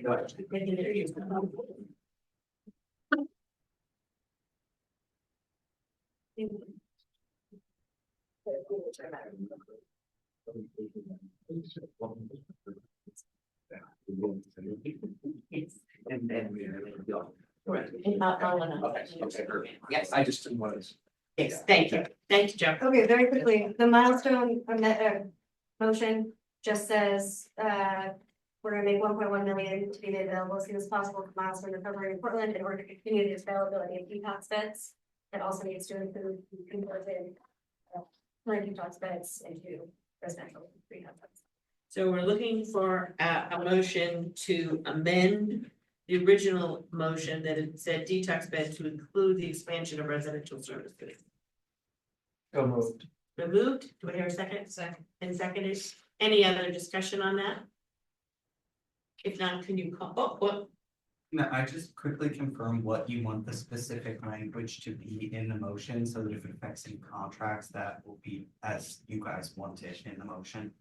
Should probably say, I think the motion was to include the expansion into residential.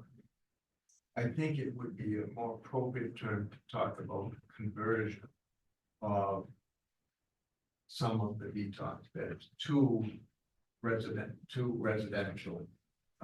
We don't need to be specific, talk about ASAM levels of care, but I think, but that's the issue. They're gonna go 30 detox beds to 12 detox beds and 12, I think about 12, forget how many exactly. Yeah, and let's not include the number. No, we don't Yeah, need no, the no. number, but the motion does, because a lot of the money is being used to help with the conversion into the residential care.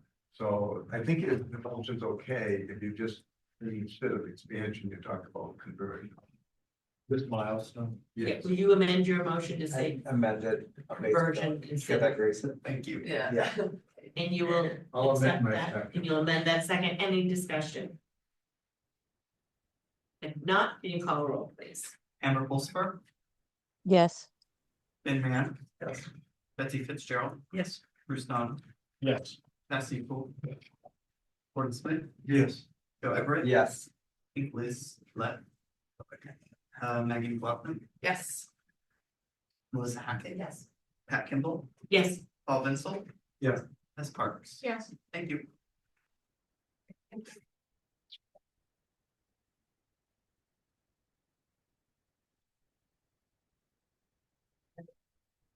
I don't think so, I'm just double checking. So we can move on.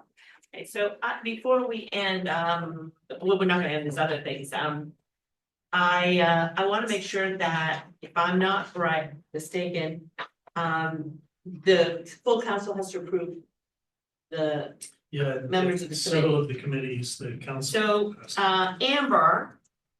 So I passed around, and of course you're not here, a list of committees that people are willing to serve on. Are you willing to serve on any of the committees? One is governance, one is finance, and one is program and grants.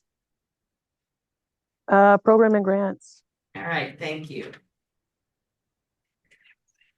And I'm sure Representative Stover wants to serve, but she's not here. Todd notified me. So what I'm asking for is an approval for the governance committee, which is Paul Vinsel as chair, Pat Kimball, Gordon Smith, Tess Parks, Joe Everett, Betsy Fitzgerald, and Maggie McLaughlin. Finance committee will be Ben as the treasurer, Pat Kimball, Paul Vinsel, Todd Brackett. Program and grants will be Joe Everett as chair, Pat Kimball, Chastity Toole, Liz Blackwell Moore, Gordon Smith, Bruce Nodden, Todd Brackett. It's always a busy committee. Melissa Hackett and Amber. And if you're willing to take a motion that we accept this slate of committees, with the permission for the chair to approach Representative Stover to serve on one of these committees. Is that how many are on finance? Not a lot. I just want to make sure that if we have one absent, We have 3 plus you.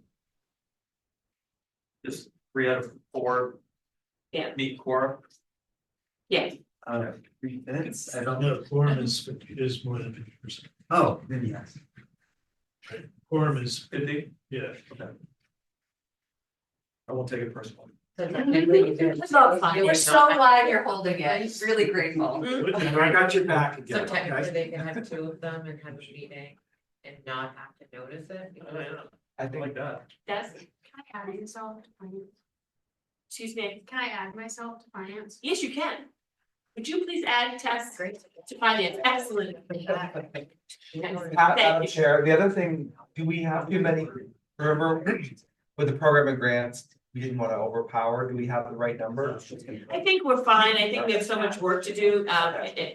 Numbers help. That's the way I'm looking at it now. That feels like the big lift, to me, Yeah. at least right now. So Okay, we great, did bring it on. have a motion in a second, right?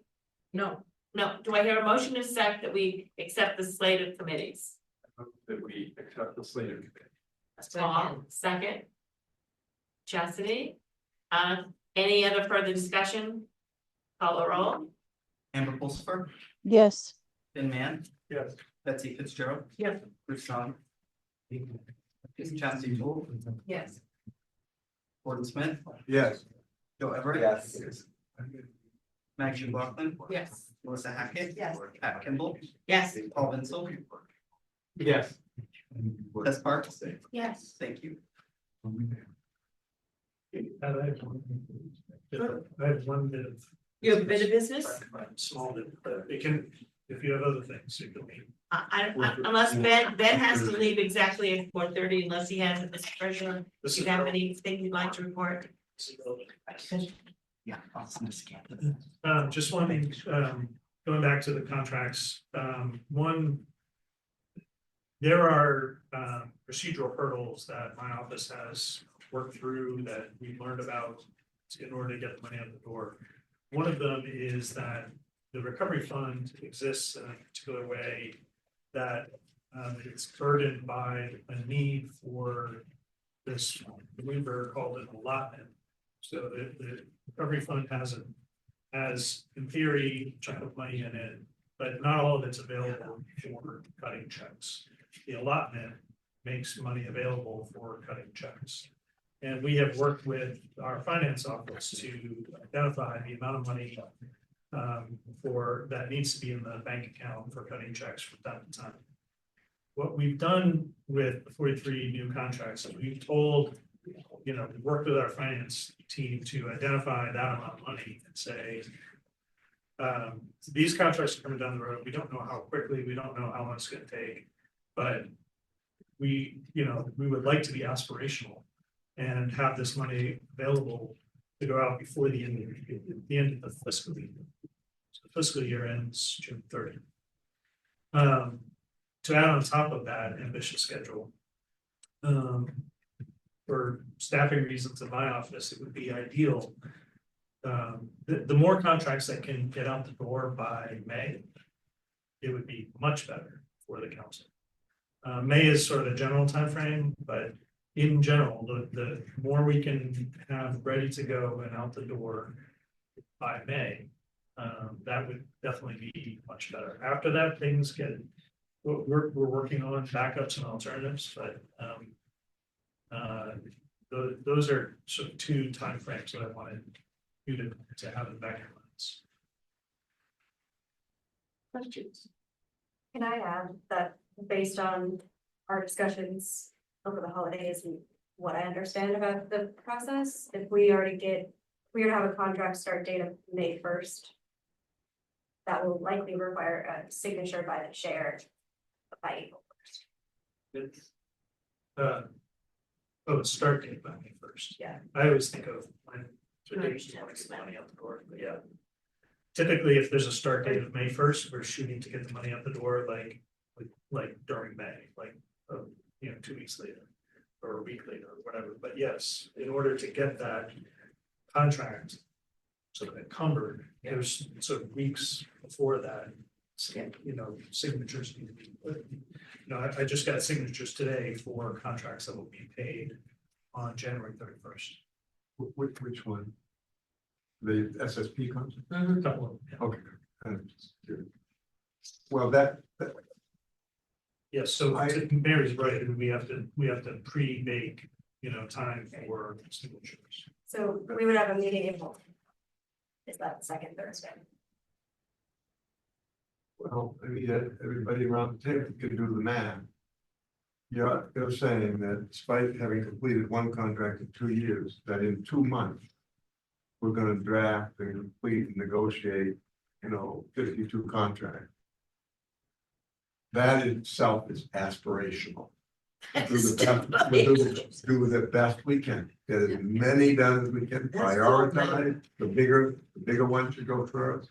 I'm not opposed, I appreciate everything that was said, but just understand what a lift for all of us that's going to be. And I will, just to add on that, to the extent contracts aren't ready by, May 1st or whatever, but that really isn't like the end of the world. It would be ideal to get as much money out the door before the end of the fiscal year as possible. And during that sort of time frame between May 1 and June 30th, things, my office is thinking about and working on, how that might work. I'm not suggesting that during that time frame nothing will happen. I'm just saying, in an ideal world, money gets out the door this fiscal year. In a somewhat more ideal world, things are ready by, let's shoot for May 1st, recognizing that it's pretty big. Gonna work with Joe before the grants committee meeting to have a timeline on what that would mean, like how many contracts should we have done by February 15th? How many should we have done by? So, because we've never had that, we've never had a timeline, we may not meet it, but let's at least have a goal as to what everybody's gonna do. And how exciting would that be if we could get all this money out this fiscal year? It would be fantastic. That should be the goal. Or even half. We Well- wouldn't have anything to do next year. Oh, get it all. Urgency underscored. We got a couple of things. There are a couple other things, but I want to make sure Ben left. Did you have anything to add about finance or? I mean, Thoughtful response to. we, just so you're aware, the current balance as of the end of November, which is the most recent report I have from OAG from finance, is 36.4 million. Again, we front loaded a lot of the settlements, so we have a large balance. We need to take that last over time. Yeah. I did the math just for your awareness, we are making about $137,000 a month in interest and have increased our balances by 1.4 million to date with interest income, which is good. that's excellent. Then we, in the finance committee, we've always thought of saving some money, kind of extending it out so we don't spend what we have. But it was pretty clear in the public meeting, the public wants us to spend the money. And I'm wondering if there is, could we, in the finance committee or you as the treasurer, adjust that budget so that we more front load the spending, just as the money that's coming in is all front loaded? And I think the public really wants us to front load the spending. I don't think I've ever heard the public say save the money, don't spend it, but Yeah, but then they're not real happy when we have that left. so that is gonna be the main topic of the next finance meeting, Yeah. so I do think we need to take a look at the budget and. You do. And we have a large gap between the money that we have promised to spend and the money that we have spent, and that is a challenging situation to be in, because we have obligations that we've made, and we need to obviously live up to those obligations, but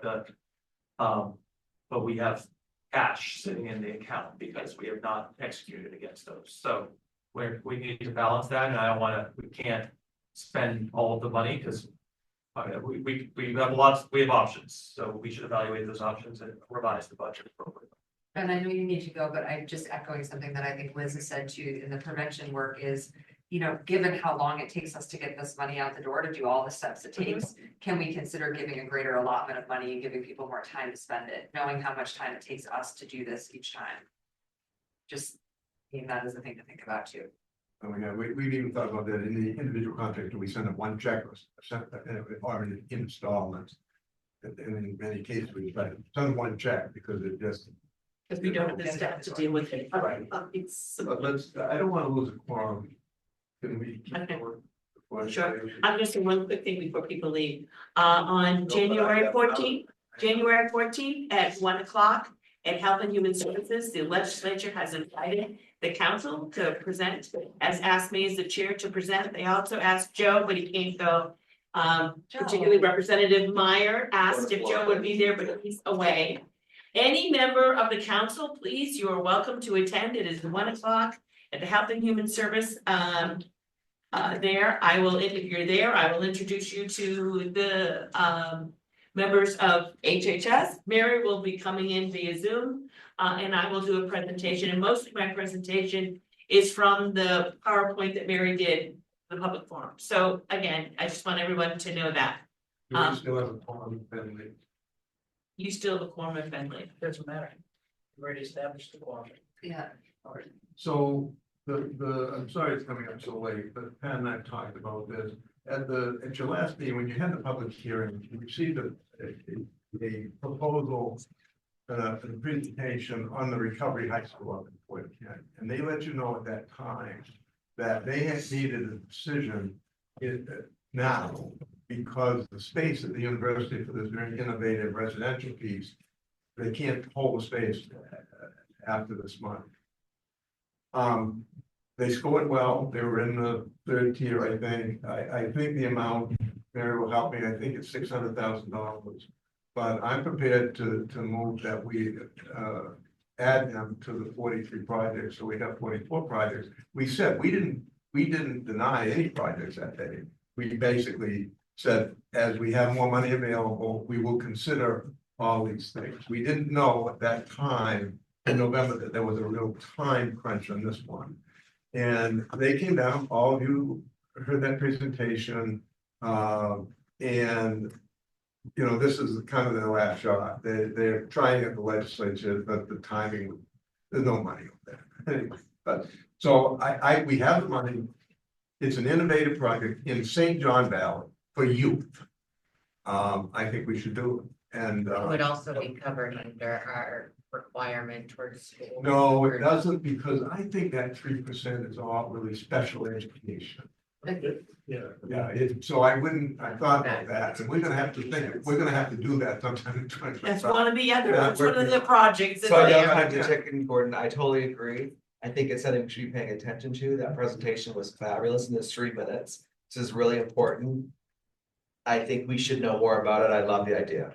Well, I'm gonna move that we move it forward and add it to the list of projects as it was presented in the application. And that we notify them today. It will be several weeks before they don't need the money, they need the commitment. And I'm gonna move that we approve their application. Your second? I'd like to comment. And needs a second, probably. You can second and I'll second.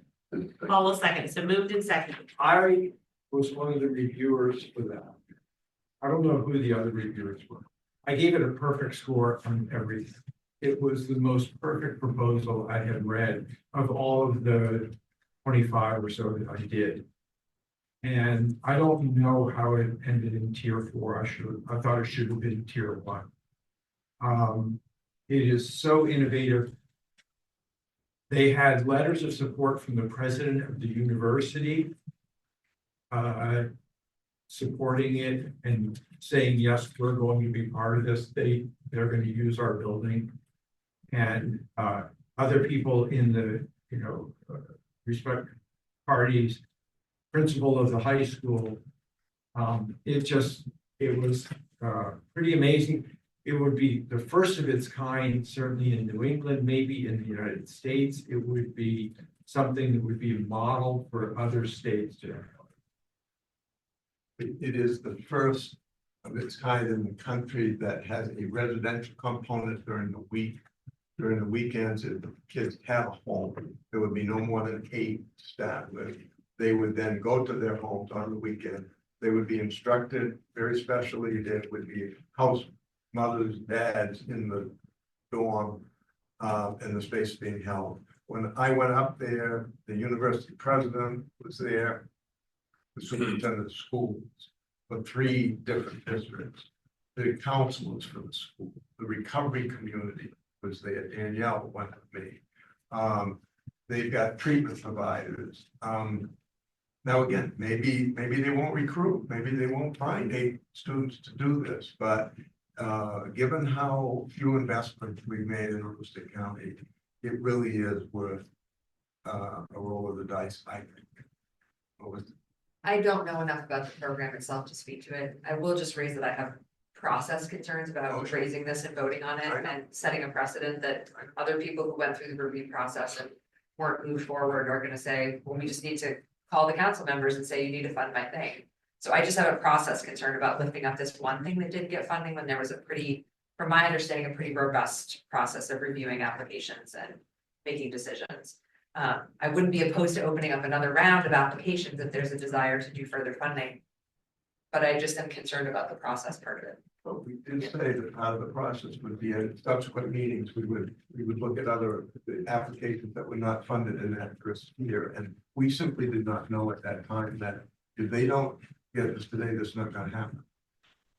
I guess I'm also concerned about the process. I don't think we've had time, you know, not to speak to the merits of I'm sure it's a great application, but even in that meeting, there were other organizations that raised that they were on, you know, living day to day without the funding. And so I do think it would benefit the council to create a space where certain circumstances like urgency can result in skipping a normal process, but I do think that needs to be clarified first in the parameters around that in order to ensure equity for all the people who did not get funding, to be able to have an equal chance to qualify and also equal transparency around why they would. And urgency can be a part of that. But I think those conditions are necessary to jump the process fairly. Just briefly, Dr. Bensel, when, for the new council members, you may know this, you may not. The memorandum of understanding that distributes the money around the state requires that the money be spent for kind of a menu of uses. You know, the council's funding has to kind of fall into that menu. Overarching the menu is that the money's got to be spent on evidence-based or evidence-informed uses. And you know, talking about something being innovative and the first in the country, you know, raises for me always kind of a flag of, is there an evidence base for it? I'm guessing when it was reviewed, there was something in the application that talked about an evidence base for. Yeah, there was, I can't. So, yeah, there was It is in the MOU that a recovery high school is listed. Oh. Particularly, it's in the, Great. because I have a thing, I love recovery high schools, so Maine doesn't have one, Massachusetts has quite a few, but they're not residential ones. It's in the MOU, it states in there, recovery high school is an acceptable. Assuming it's in the regular, not in the school. I think the ruralness was like the first part, because others aren't in as rural of an area, I don't think. But it's And that's why this one would need to be residential, because it is so rural. You know, people can't travel 3 hours one way to go to the high school. But they could travel 3 hours one way to go home for the weekend. Everyone have to travel street. Yeah. So I'm going to give Mary an opportunity to read again, you scored it really well. I don't know what else was said. Oh, I don't have the evaluation pulled up. I can tell you they scored in the third tier, their average score was 93, their variance was 20. Good score, but a high variance. Yep, and there's a couple with similar situations in tier, not in tier 2, but in tier 3, tier 4. And that's my concern is the case by case basis of this. I don't want everyone calling Gordon and saying, we're running out of money, can you take this to the council and get, I completely am sympathetic to the emergency situations that some of these entities are in. And I'm not opposed to this program on its merits at all.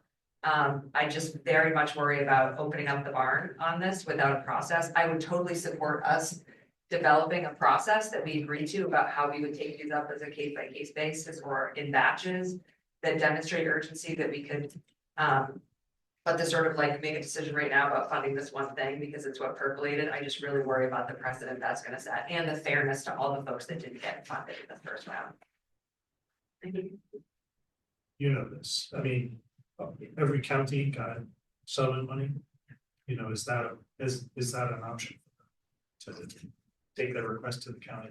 I do know. Well, they've made a request to the county, So at the treatment court, the only county we don't have a treatment court, there's other, needs there, and that county is not being made, they don't have a lot of money, so they have made that request, but it's not been, I think.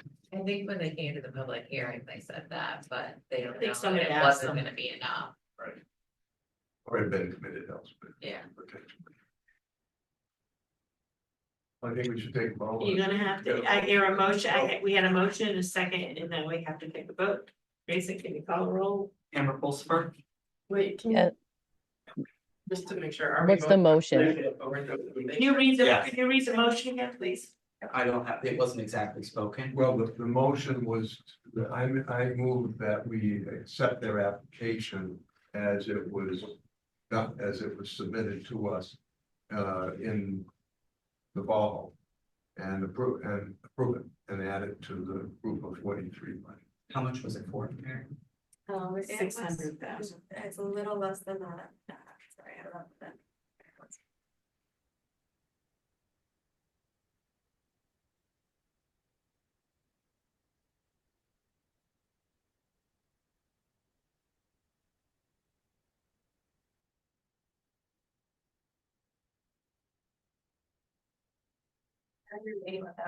$581,791. Say that again. $581,791. I don't know if it's out of order, but I think we did it before. I just want to say that I'm gonna vote no, because I think this needs more discussion and I just can't disrespect, right? I think I just really committed to it too, but I just think it's 10 minutes after the meeting. Yeah. But I want us, if there's a process required, because as new folks, like we have done this. So I don't want to lose it, but I think it's after the hour and I just don't think that we can vote yes. I really wish we had a little more time to fit. I would be happy to talk about this again next month. I just feel like I don't have an on-ramp to the process here and the implications of the process or this proposal that I'm being asked to vote on right now. University could wait, give us 30 days. I would rather not vote it down if we can reconsider it for next month. On the It is basis, great. with the understanding that it will appear on the agenda in February, early on in the agenda. And with the understanding that I will work with Joe to have a process for how these emergent matters can be dealt with, I will withdraw my motion.